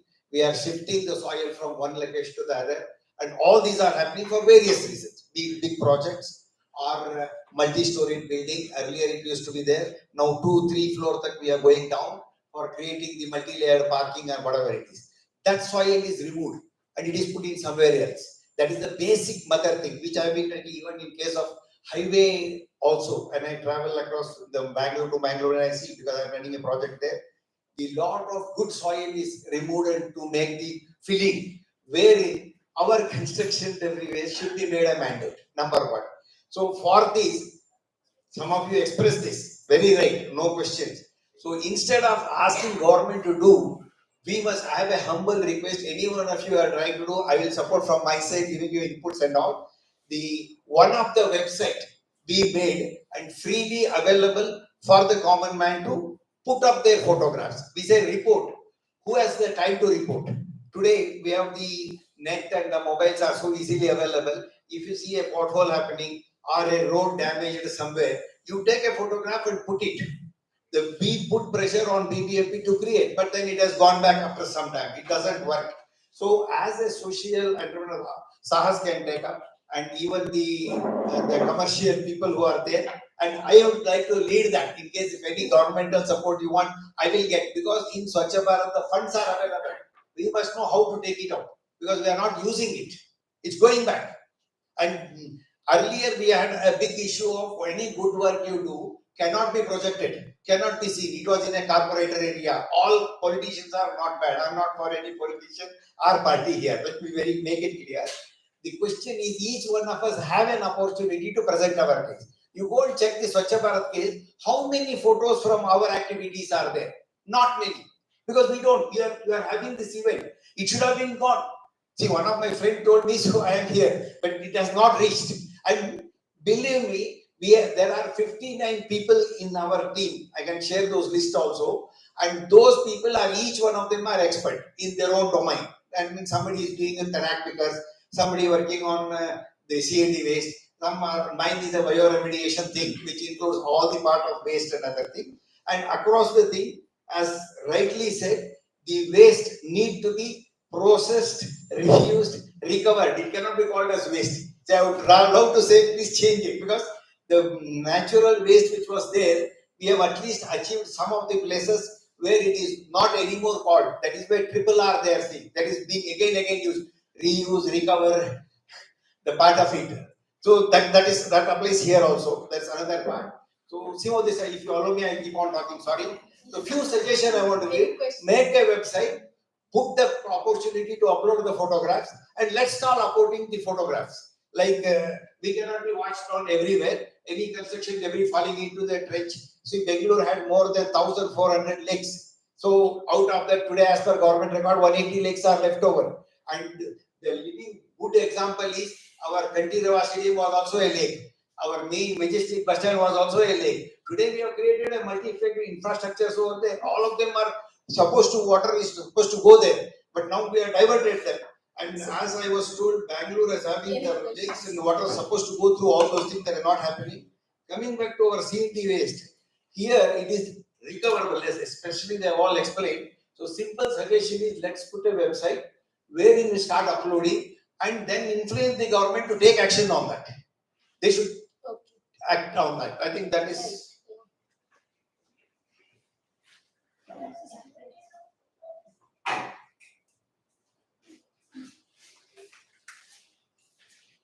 Hello.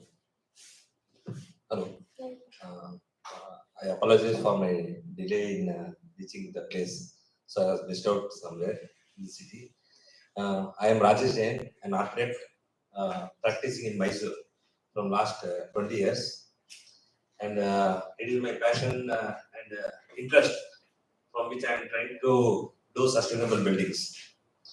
And through the process, I am also parallelly processing C&D waste at a small level and making my site as a net zero. Trying to make, and from last say 5 years or so, I am 100% making net zero. even during construction and even post construction. To put a few points, the very first thing is rules will never solve the problem. Rules, if it is followed, will 100% solve the problem. But whenever you propose a rules, it is meant for breaking it. That's what we are seeing. If we follow, no doubt it will, within no time, we can solve the problem. If there is a proper networking and the rules are followed.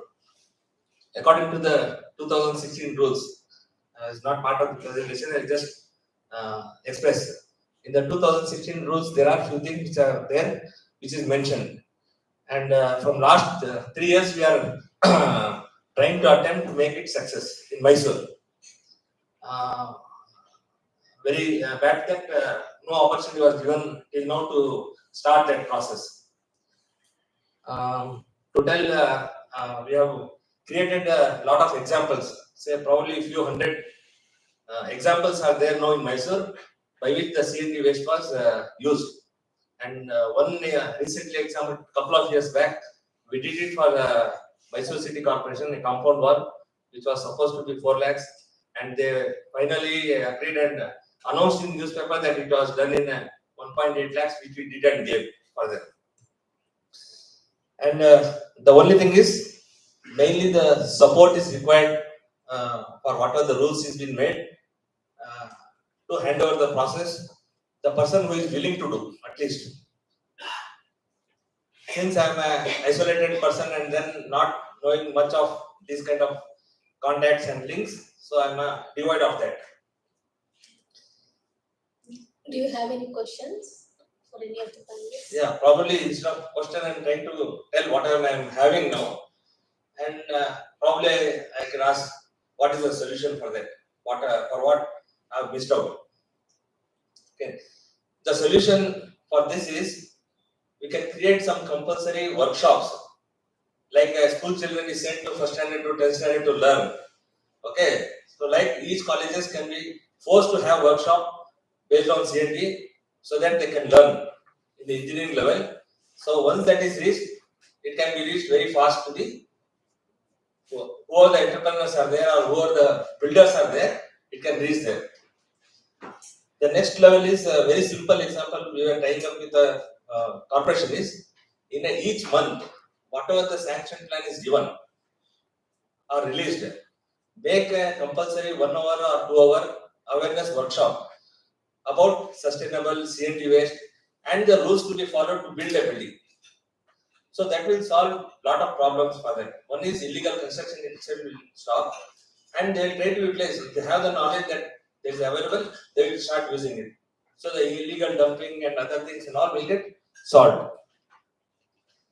Like as I said, 1 day and 2 hours workshop can be done only for the people who have got the sanction from the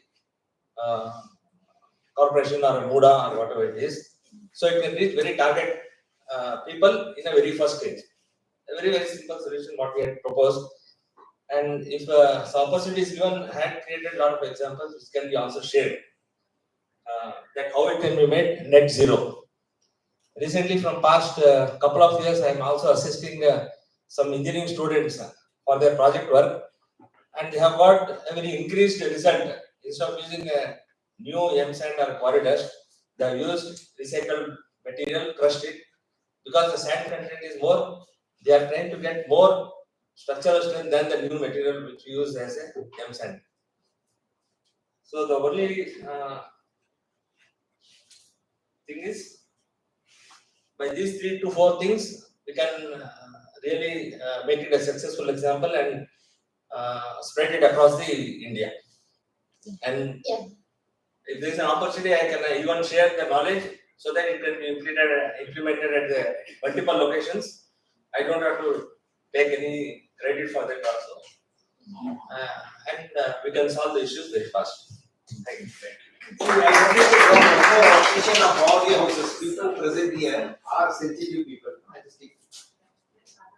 No, some serious issue was there. If you don't want, I will go. I don't have any choice to sit here. See, my intention is I am to draw your attention. There is no point in talking on some issues, we are not finding a solution, we have raised the issue. Other people also. Okay, somebody is there. She also raised her hand. So that's it. Please. Yeah. Good morning, I think, everybody. I'm Sangeeta Menon, and three things. I'll try and be really quick. One is for Saahas, I'm a part of many real estate construction groups, and I would like you to come and talk to them. And I'm sure we can get a lot of traction from that. Second is about what I do. Asha, hi. Yeah, so I have a company where we manufacture composite panels for construction, and these are over 95% eco-friendly. I'm getting all the LC analysis and all that done now.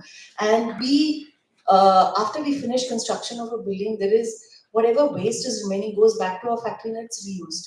You know, either as samples or, you know, whatever. So one of the key things about our product is the inner core, which forms about 85% of our product, is made out of recycled paper in the form of honeycomb.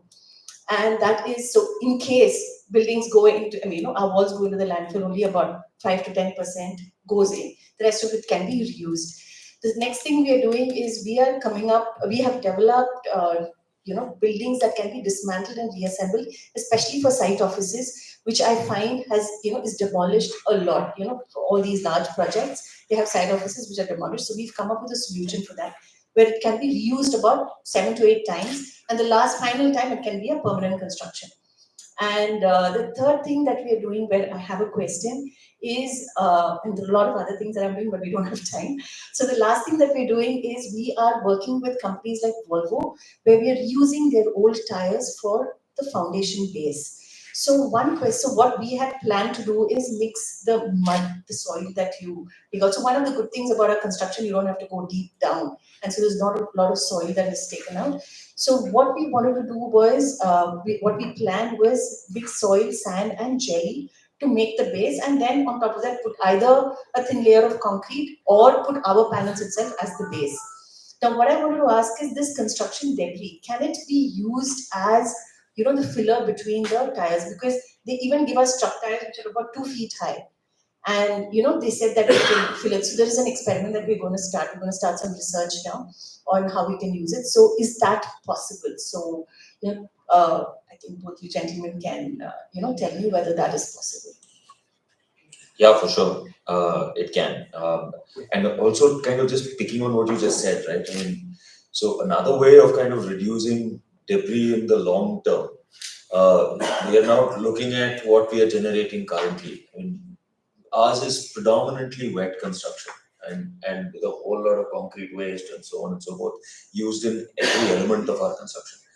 That is, if we find alternatives where we use slightly more, I mean, the other in the consumer goods section, it's called plant-based, but say things like, you know, say plant-based materials, alternatives for construction, especially partition systems, etc., then are the kind of what do you call it, this dead weight kind of unusable, otherwise seemingly unusable, you know, waste can reduce. So to answer your question, yes, of course, you know, it's not only construction debris, all kinds of waste can be used as a packing material. Only you need to ensure that there is what do you call it, a good enough you know, strength so that it doesn't allow any lateral shake in your structure. Somebody like Ullas, who's a structural engineer, would probably kind of give you you know, a mathematical kind of an answer for the same. And we also, our construction is also dry, so there's, you know, less water, no water. Yes, that's what I was speaking of. Yeah, yes. yeah, yeah.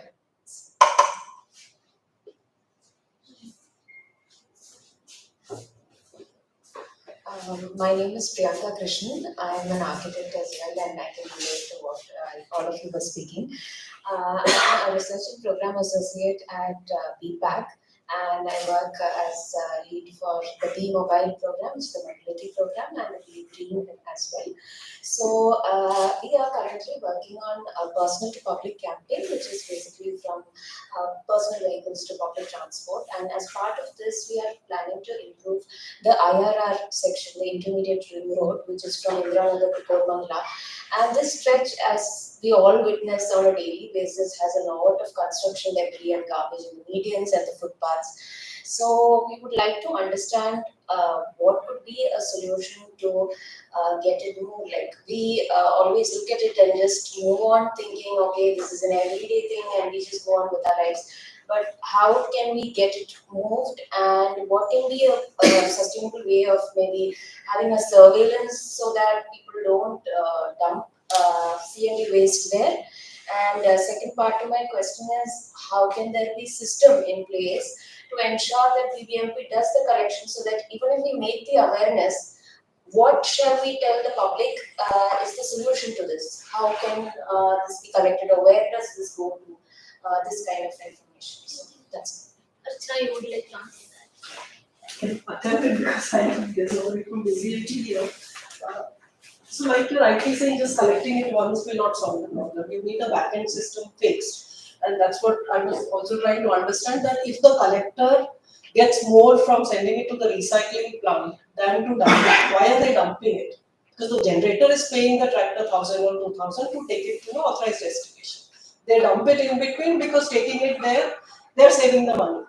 But instead, if they get something by taking it to the right end destination, then the system can get fixed. Now, whether the recycler can pay them or BBMP incentivizes the tractor. So one is if your collection system can be incentivized to take it to the authorized destination, problem will get solved.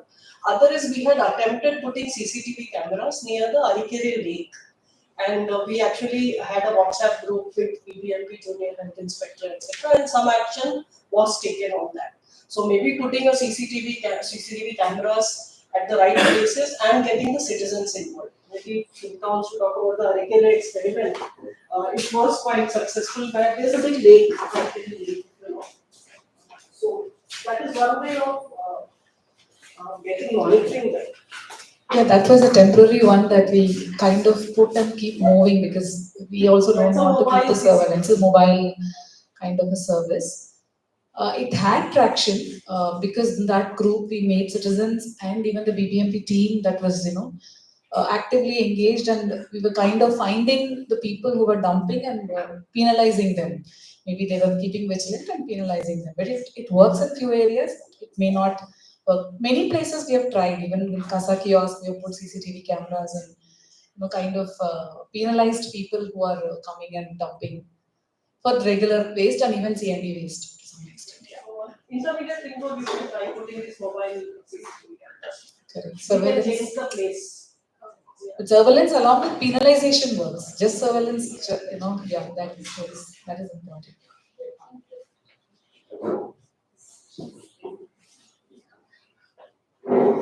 Hi, sorry. I just did my master's in advanced architecture. So we actually had a program where we studied upcycling waste. And I just want to know your opinion. So we worked in biomaterials actually. So it's still in R&D stage obviously. But what we studied is most of the materials use a lot of chemicals, and I don't know how these chemicals over a period of time they eventually leach into the soil. So how's the toxicity level increasing as you use more and more of these? So, and what do you think about shifting to natural binders and natural materials? And the third thing is, how do you change people's perspective on this, especially in an Indian market? It's so difficult to even convince your own clients. So just three questions I just have. I would like to answer one part of your question. See, all this waste, what you're talking about today, is not today's thing. It all has got accumulated because of our practices and our efforts, which has happened a couple of decades back. So that is creating this waste now.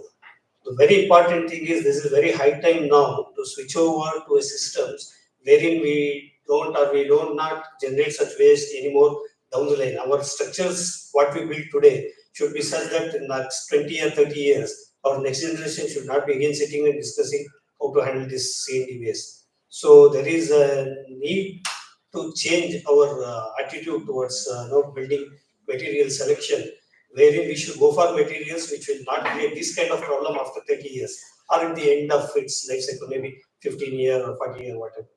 So that is one important thing. But your question is, how do we handle these chemicals and all? Whether you like it or not, that chemical has been used. It is there. Now the whole question is how safely you can handle it, dispose it, or bring it back, or encapsulate it. That is the whole challenge. You cannot make it vanish. It is there because we have used cement 30 years back, we have used concrete 30 years back, we have used brick 30 years back. Now we are demolishing, so it is coming to your hands. So in regular practices, like suppose as Harsha was mentioning, if you dump all your waste into your plinth, there is nowhere it is getting leached into it. I mean, the chemicals what we are talking about is predominantly the cement. It's not a very hazardous or something carcinogenic or something like that. Because cement, after that chemistry, it becomes mostly insoluble matter. It is no more a very reactive thing which can directly impact any person's life per se. So leachate, if it is below your plinth, there is nowhere that the soil gets leached and goes inside. If you are dumping it into a lake bed, definitely. But you encapsulate in such a place, suppose if your waste again becomes a wall, your wall leaching something is very, very less likely, unless it gets flooded and your house is inside the water for a couple of days or a couple of hours, something like that. So that is a very good opportunity where you can contain these things safely so that it doesn't get into your day-to-day life kind of thing. So that is one part which I thought I can. So important is we should switch over now only to systems where we no more generate this kind of waste after end of the life cycle of our future buildings. Maybe bio-based products is the best thing. It should be most widely explored option from now onwards at least. So that you grow biomass based, you grow biomass, you make composites out of biomass, use it. So it has always, its impact in reducing the carbon footprint. That's what I personally feel should be the case.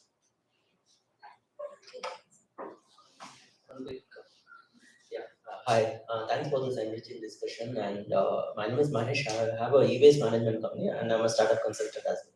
So I'm curious to know on the value chain of this waste management. The reason is if any new entrepreneurs want to get into this space, can they define a roadmap? Is there a real value in this? I mean, now we are all established players and we are talking at the perimeter level at the governance and stakeholder and at the innovation space. But can this be a space for startups to get into? I mean, the budding want to get into. Probably even Asha can answer. I'm asking the same question. Is the space ready for entrepreneurs to take over? Definitely there is scope. Definitely there is scope. A lot of people are coming forward and trying to practice. Challenges are always there with every problem, with every material. So there are a lot of entrepreneurs who are getting into it and trying to explore and make use of this waste. See, invariably when there is a scarcity of raw material, you are forced to adapt it. For example, 10-15 years, nobody had ever dreamt that you will not see sand in front of your house. So I had never imagined that in my life, I will see a situation where I don't see sand because sand was lying everywhere throughout. You ask present day generation kids, they have never touched sand in their life, which I never imagined it is going to happen in my lifetime at least. So it was such a common commodity. People are importing sand from Vietnam, a good quality sand. MSIL had a project to get sand from Malaysia to Bangalore. So this is the situation. Now everywhere you see M sand. So 10 years back, nobody was willing to touch M sand. I was part of that M sand recommendation team. When we did exploration and all, I suggested one of my friends that it works fantastically, no problem. You don't have to shell out money, go and use M sand. He had nightmare every day. Every day 10 people used to come and scare him that you are using this material. What is going to happen when the de-shutter, if the roof comes down and all those things. But today there is no sand. You are forced to use M sand. Something like that situation is going to come where you are forced to make use of all this waste. This is going to be the future, I tell you. Not just C&D waste. There are a whole lot of other waste from mining industry and various anthropogenic industries. If you don't, because our planet is finite, resources are finite. You can't generate overnight any of these natural materials. So we are forced to make use of these materials as the primary raw material. That day is going to come, wherein economy naturally finds its way. So I think it's going to happen. I think there's an opportunity. I think in this context where you have problems, there's an opportunity for entrepreneurs to find solutions. The math is not going to be handed over to you on a on a platter. I think that's the job that people like us, people like you have to kind of get engaged with, so that you're able, firstly you have a solution, and how do you kind of take it, offer it as in an attractive fashion. I think that's, so there's a lot of opportunity, one hell of a lot. I mean, I for one find that there's opportunity in insulation, for example, for buildings, and with growing kind of consciousness on on warming generally, then there is a need also for insulation, also to kind of reduce your air conditioning demand, which is again something which we never saw earlier as children in Bangalore, but then now there's people adopting it. So therefore, how do you as a solution provider come up with something which will reduce air conditioning loads, and insulation is one of those cases. So I find there are multiple areas where there are opportunities. The math has to be worked out. I share some. I'm Isha Garg. I'm actually a medical doctor. I've worked in St. John's all my life. And I'm wondering now, everyone's coming up with new solutions about these mud stabilized bricks I knew for the last 20, 30 years, but I did not use it in my construction. Are we publishing all these things in peer-reviewed scientific publications? Because some of us would like to know, how is it sustainable, is it safe, this and that. The same thing that your people, you just gave an example. That kind of stuff is my thing. So that's awareness and scientific knowledge for some of us who will delve into that level. And behavioral change is very important. I didn't realize I was one of those. Every day we go for a walk, I see 3 commodes, two white and 1 blue. I know from where it is. It's in that person's house only, but I see it. And every time I want to change mine, then I say, no, I don't want. I don't know what I'm going to do with it. So from commode, I reached the seat. And then I said, no, I'm not going to do that. So that kind of behavioral change, and it will start with schools. It will start with all those kinds of, call it soft or whatever, those kinds of sensitization.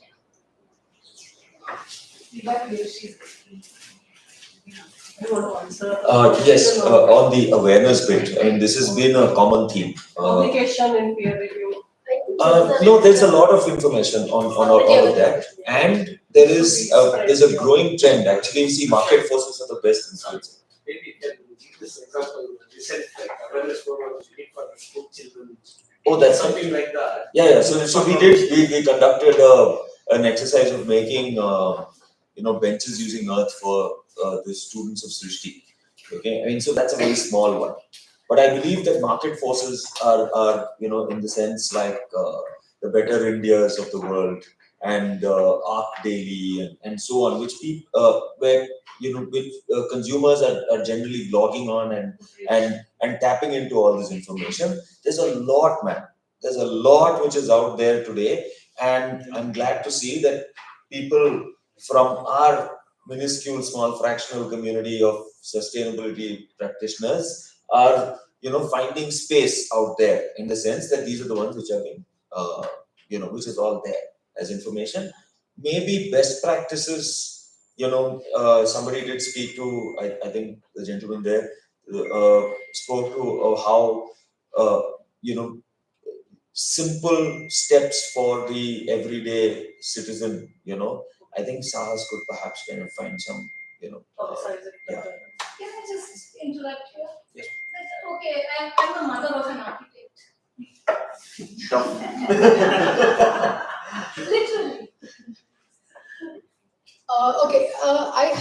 I'm Aarti. I'm from SWMRT, Solid Waste Management Roundtable. So I have a very basic question. So before you make this CND byproduct building material, is there some kind of segregation that happens, or everything goes in? Because we are all talking about microplastics, right? And you also answered the question, if it goes from one wall to another wall, except when there is it gets waterlogged, there's no leaching. But ultimately, where does it end? At some point, the life has to end.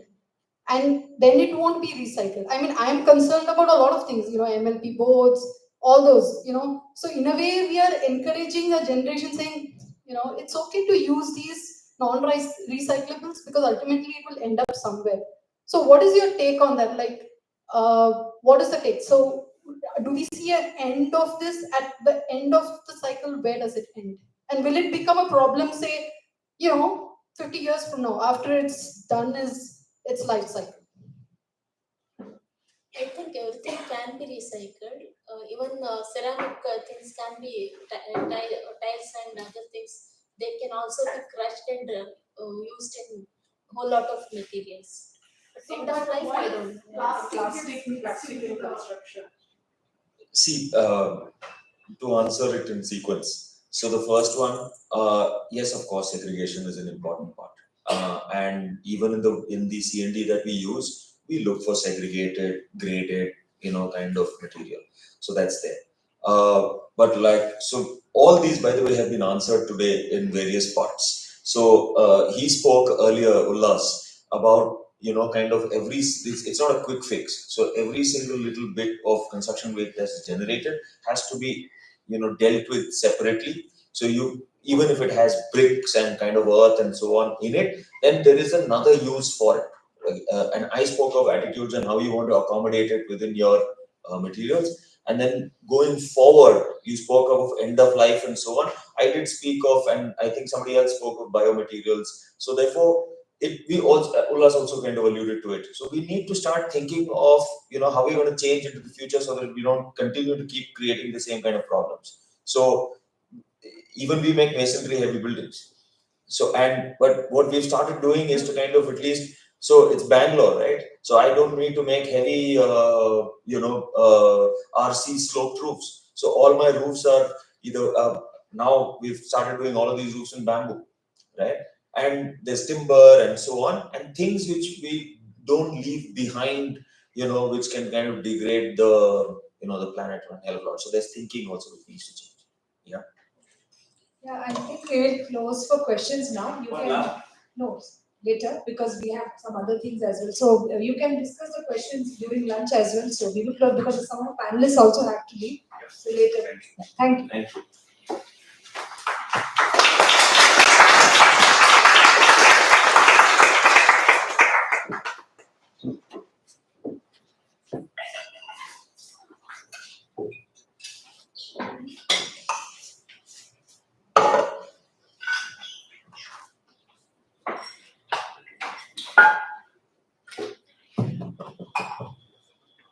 Thank you, Shri, for moderating this discussion. And thank you all the panelists here for having such a deep, dynamic discussion, which actually, who didn't have knowledge, gained some knowledge out of this. Thank you so much for being a part of this.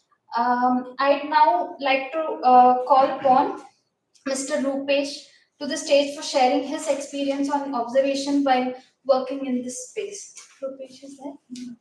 Archana can felicitate. Okay. I would like to request Ms. Archana Tripathi, CEO of Saahas, to come forward and felicitate the panelists with the souvenirs.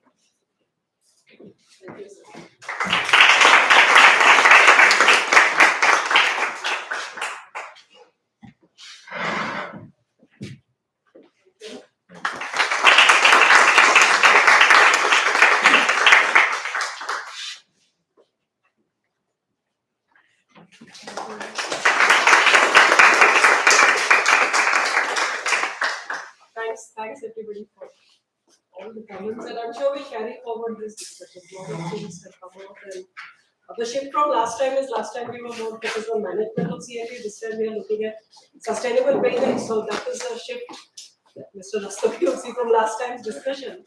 So we need to change the way we look at waste, not just managing but also action. Thank you.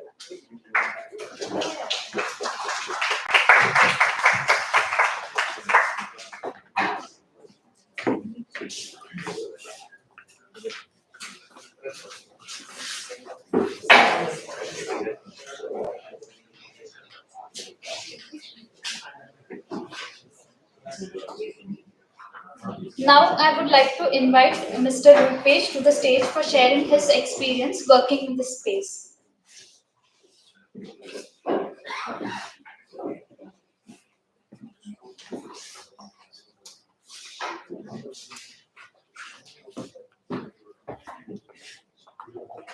Good afternoon, everybody.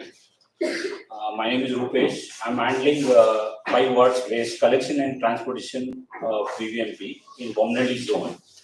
I'm handling wet waste, dry waste, and reject waste also. I'm doing this business from 2013. So 2013, I was handling 2 wards. In 2016, I got another ward. That is 2016, I got HSR ward. From there, I started learning a lot of things about solid waste management. In HSR layout, I met Dr. Shanti. She is a member of Solid Waste Management Roundtable, SWMRT, and Smita Madam is here right now, and their group. There are a lot of NGOs, RWS working in HSR layout. They teach me a lot of things in my life, actually. That time we started collection of wet, dry, and reject in the same vehicle, but we used to collect on Wednesday and Saturday, 2 days dry waste collection. All other days was wet waste collection. From there, I learned a lot of things that for dry waste, they used to send to landfill, actually. That landfill, madam was telling, that's a money, that's a resource, it's a dry waste. So from there, I learned that this is not a waste, this is a resource. From there, I learned, and I set up the dry waste centers by my own, actually. From BBMP, I didn't get any support. We asked for a dry waste centers, but they didn't support anything. And we didn't add a secondary collection point also. So Vangsandra is a ward where it's a revenue pocket. There we didn't add a secondary point also. So I took 1 acre of land of myself, and I'm paying rent of 1,20,000 per month, and I'm constructed a dry waste center of 10,000 square feet with the help of SAHS. I'm doing that conveyor belts, everything, and we are sorting 90% of dry waste, and only the 10% we used to send to landfill. And the dry waste like LVP and MLP, that we used to bale it and we used to send to cement factories through the help of ITC. So after that, in 2022 December, I got a road contract. I do road contracts also. I have a license, and I do road contract also. In 2022 December, I got a contract of 10 crores. Then we plugged the old concrete roads. So I got a lot of old concrete. So I asked Madam, Shanti Madam, so what we can do it. So she suggested Sunita Madam. So Sunita Madam, I met Sunita Madam, and I asked, so they suggested Shobha is taking the recycling waste of concrete waste. Then I went to ask Rastogi sir. We met in December. In December month, I sent 650 tons the first month. And January, again, I increased up to 2,200 tons. Then January, I met Rastogi sir, and I asked. He was giving me 80 rupees per ton. So it was not sustainable model. It was very difficult me to send, actually. So I asked sir to increase the price. So Rastogi sir, I want to thank him, actually. He gave me the target, like 2,500 tons is a target. If you reach 2,500 tons, I'll give you 100 rupees, sir told. Then in the month of February, I sent 5,000 tons. The target was 2,500, but I sent 5,000. Then again 3,800 in another month. So totally from till today, I have sent almost 20,800 tons of waste to Shobha. And I have received almost 20 lakhs of amount from Shobha. So from there, I took the initiative, and I have a groups like artwork groups are there. There are JCB drivers, JCB owners, tipper owners. That group is there. In that group, I used to put a voice message that if you have any CND waste, so you can dump it. So I gave four aggregation centers. One is in HS Arlet, one is in Beddaspura, and one is in Begur, and one is in Bomnadi. So I gave the 4 locations also. I've put it in the WhatsApp group. So I used to collect the waste from CND waste. So I would get that CND waste. From there, I used to send to Shobha. So I've reached 21,000 of CND waste. And now I wanted to do my own processing plant. So I've seen the place also. I have a asphalt plant, and it's in Anjanapura. It's a dumping area. It's a dumping site. And the quantity was less when I was seeing that. Then I went to one dumping yard also. Milesandra, it's near to Bomnadi. There it's a dumping yard. There I saw 50 loads of concrete waste was there. From there also I've taken the waste and sent to Shobha. So now I've done the agreement also. I've taken 5 acres of land for rental. I wanted to do the processing. So I wanted to ask any support from government or some, and I asked Rastogi sir also to help me to do the processing plant. For the solution, actually every 10 kilometers of Bangalore should be having the processing plants. Then only, you told me that I googled also that 1% of CNG waste is recycled actually. If every 10 kilometers have the processing plants, then nobody used to go and put in dumping yards. And I suggested everybody in the transport department, JCB owners, everybody, I have a contact with Shobha, so you can also send there. You'll get 100 rupees, but they are not going because waste of time and diesel. So this was the thing, and from aggregate center, I used to collect mud also. So what I did, there are more than 100 tractors in Bomnadi.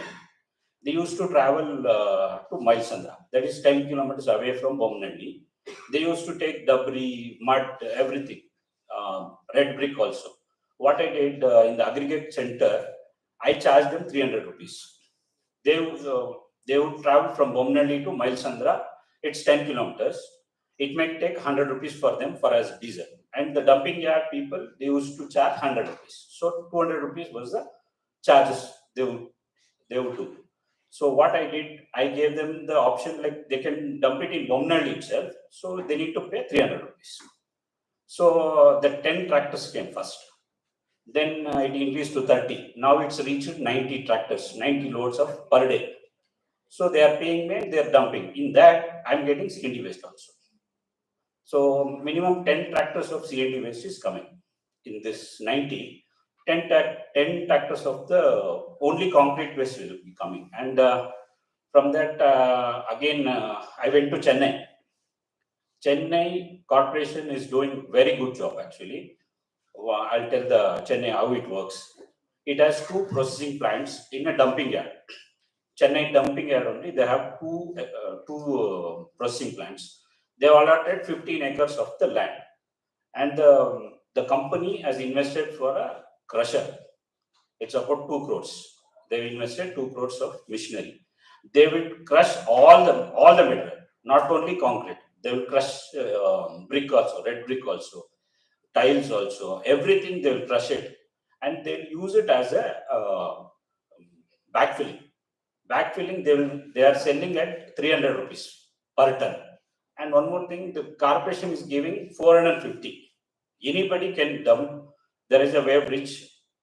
So anybody can go there and put the vehicle on the weighbridge, they need to take one receipt and they should go. The company will bill 450 rupees per ton. Billing will be happen for 1 month. From 1st of January to 30th of January, they will bill.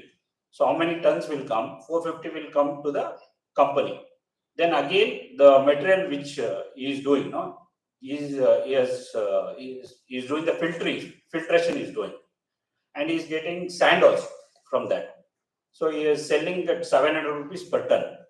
So he is getting jelly, sand, everything. So he is selling at 700 rupees, and corporation is giving 450 rupees.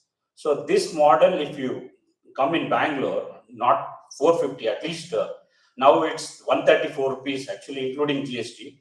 If it comes to basic cost, it is 113 rupees is the cost of processing. If somebody wish to come and dump the C&D waste, that's the price that BBMP is quoted actually. And in Elanka, there is one more rock crystals they are doing, but even they are not getting the material. So like Chennai Corporation, if BBMP in Bangalore, if they give 250 at least. So anybody can dump the C&D waste. The payment should be given from BBMP. Then everybody will dump to the regular processing plant only. They won't go to dumping yard also. And there should be 10 kilometers radius. There should be at least, if you don't have processing, at least there should be an aggregate center. With my experience, this is a thing we can do it. Thank you.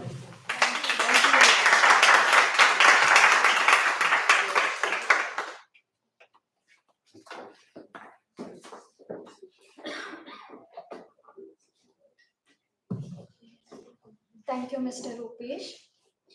Now, I'd like to invite Ms. Sunita Jairam, Program Director at Sahas, to deliver vote of thanks.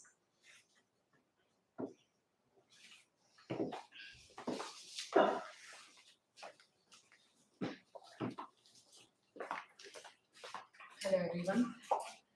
So, yeah, it's my privilege to deliver the vote of thanks on behalf of Sahas to everyone.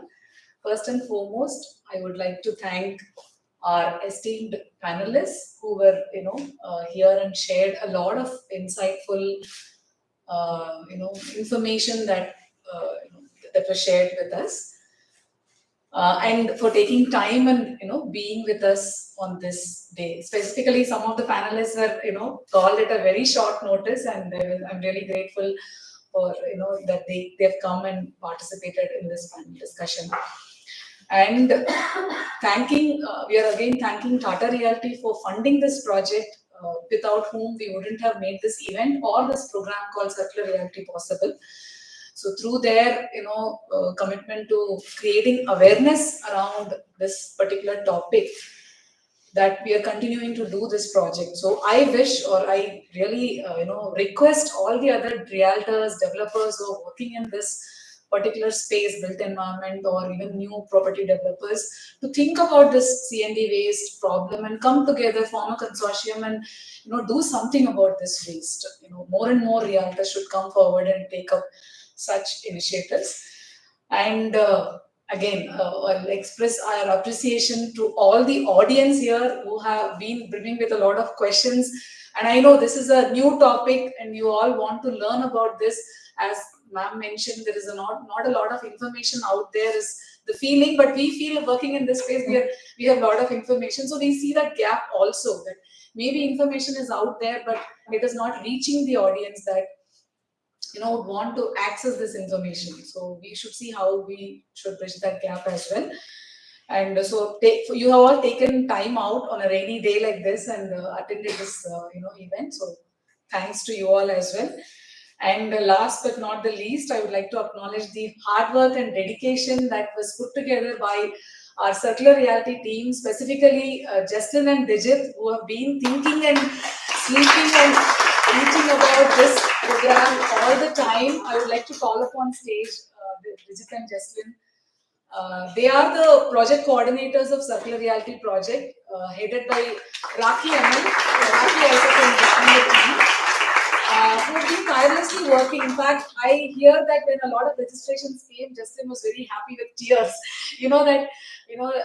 A lot of time, as Raki mentioned, right, we don't get a lot of enthusiasm towards this topic. Our team also gets demotivated that, why nobody is bothered about CND waste as much as we are bothered and things like that. So it is very heartwarming to see them also that, it is a good motivation also for them that, a lot of people register, come participate in such an event. So, sincere appreciation. I would also like to call upon the team who are toiling on the field, doing the collection part, because CND waste is laborious. So they already are upstairs. I wanted to acknowledge the field team, Raja Saab, Avinash, and Srinath, Ranjan, right? So these are the teams who are, enabling the collection part of it, working with the transporters and, being with them. And a lot of time this all happens on weekends only, because people are available during weekends and they are, it just goes through till night, 8, 9 also sometimes that, they're all working on the field. And also the supporting team, the Change Matters team, Dev Surya, Rishi and Rajasab, who are kind of supporting with other activities, and our great MC Sneha and Deeptika, who are also supporting with respect to registration and MC. And a lot of questions were there about how, and entrepreneurs can come forward and talk or do something. As Archana was also specifying, we cannot rely on BBMP alone to do, because we've been waiting, but nothing is moving forward in that direction. So how can we make it as a system independent model, like some kind of a economy coming out of it, money coming out of it? So I sincerely appreciate on behalf of SAHAS what has, Rupesh has tried. He's very, very, interesting. He has a lot of curiosity. If you give him something, he just holds on to it and goes about doing his own research. He's visited many places. Our team also has not gone. He's gone to many places and saw how a business model can come out of it. And we just connected, right? As we were just enabling it, but he kind of took it forward, and he was sharing with me bills. As some of you would have missed, he has collected 20,000 tons of waste already, and he has made good amount of revenue, is what he's trying to share with everybody. So, and he's wanting to establish a crushing unit on his own. He's trying to invest in, he's seeking support for that. So more and more people have to come in this space, experiment to address this problem collectively. So once again, thanking everybody. And let's take forward these insights and talk about it and see how we can again come together to do some collective action. Think about this sustainable materials also, how debris can be reused. Talk about it, because people do not know. There's a lot of doubt on the strength of the materials, MSAN we can use or not. So unless we talk about it, this change will not happen. So that is my final request to everyone. Thank you again.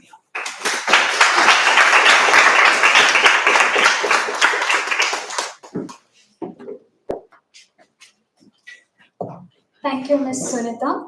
Ladies and gentlemen, we have come to the end of the event. I want to express our gratitude to all of you participating and sharing your valuable insights. It's been a fantastic discussion, and we hope to see a concrete action towards better C&D waste management going forward. Before we conclude, I'd like to inform about the lunch arrangements which has been done in the terrace. You can use the lift or the staircase. Since we are committed to responsible waste management, we request you to empty your food waste in the wet waste bins provided there.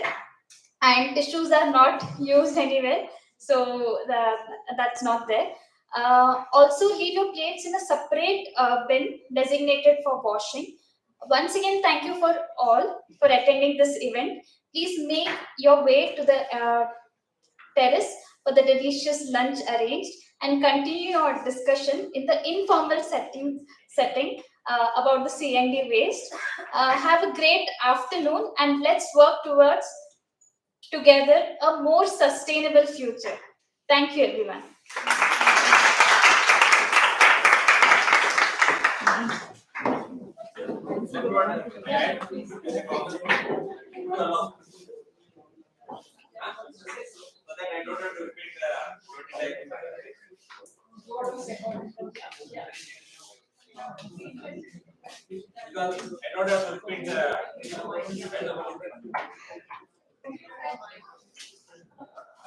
Okay.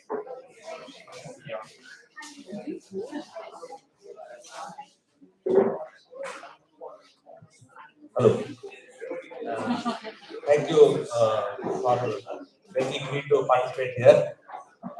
One thing just I want to announce for you all as a common, so that the answer will not get repeated. I really appreciate what Rupesh is doing and saw his example how he's processing. I really congratulate him. And to add to him, I also want to tell that there are a lot of experiments and examples which I have set up which can make net zero. So some of the things can be reused instead of 100%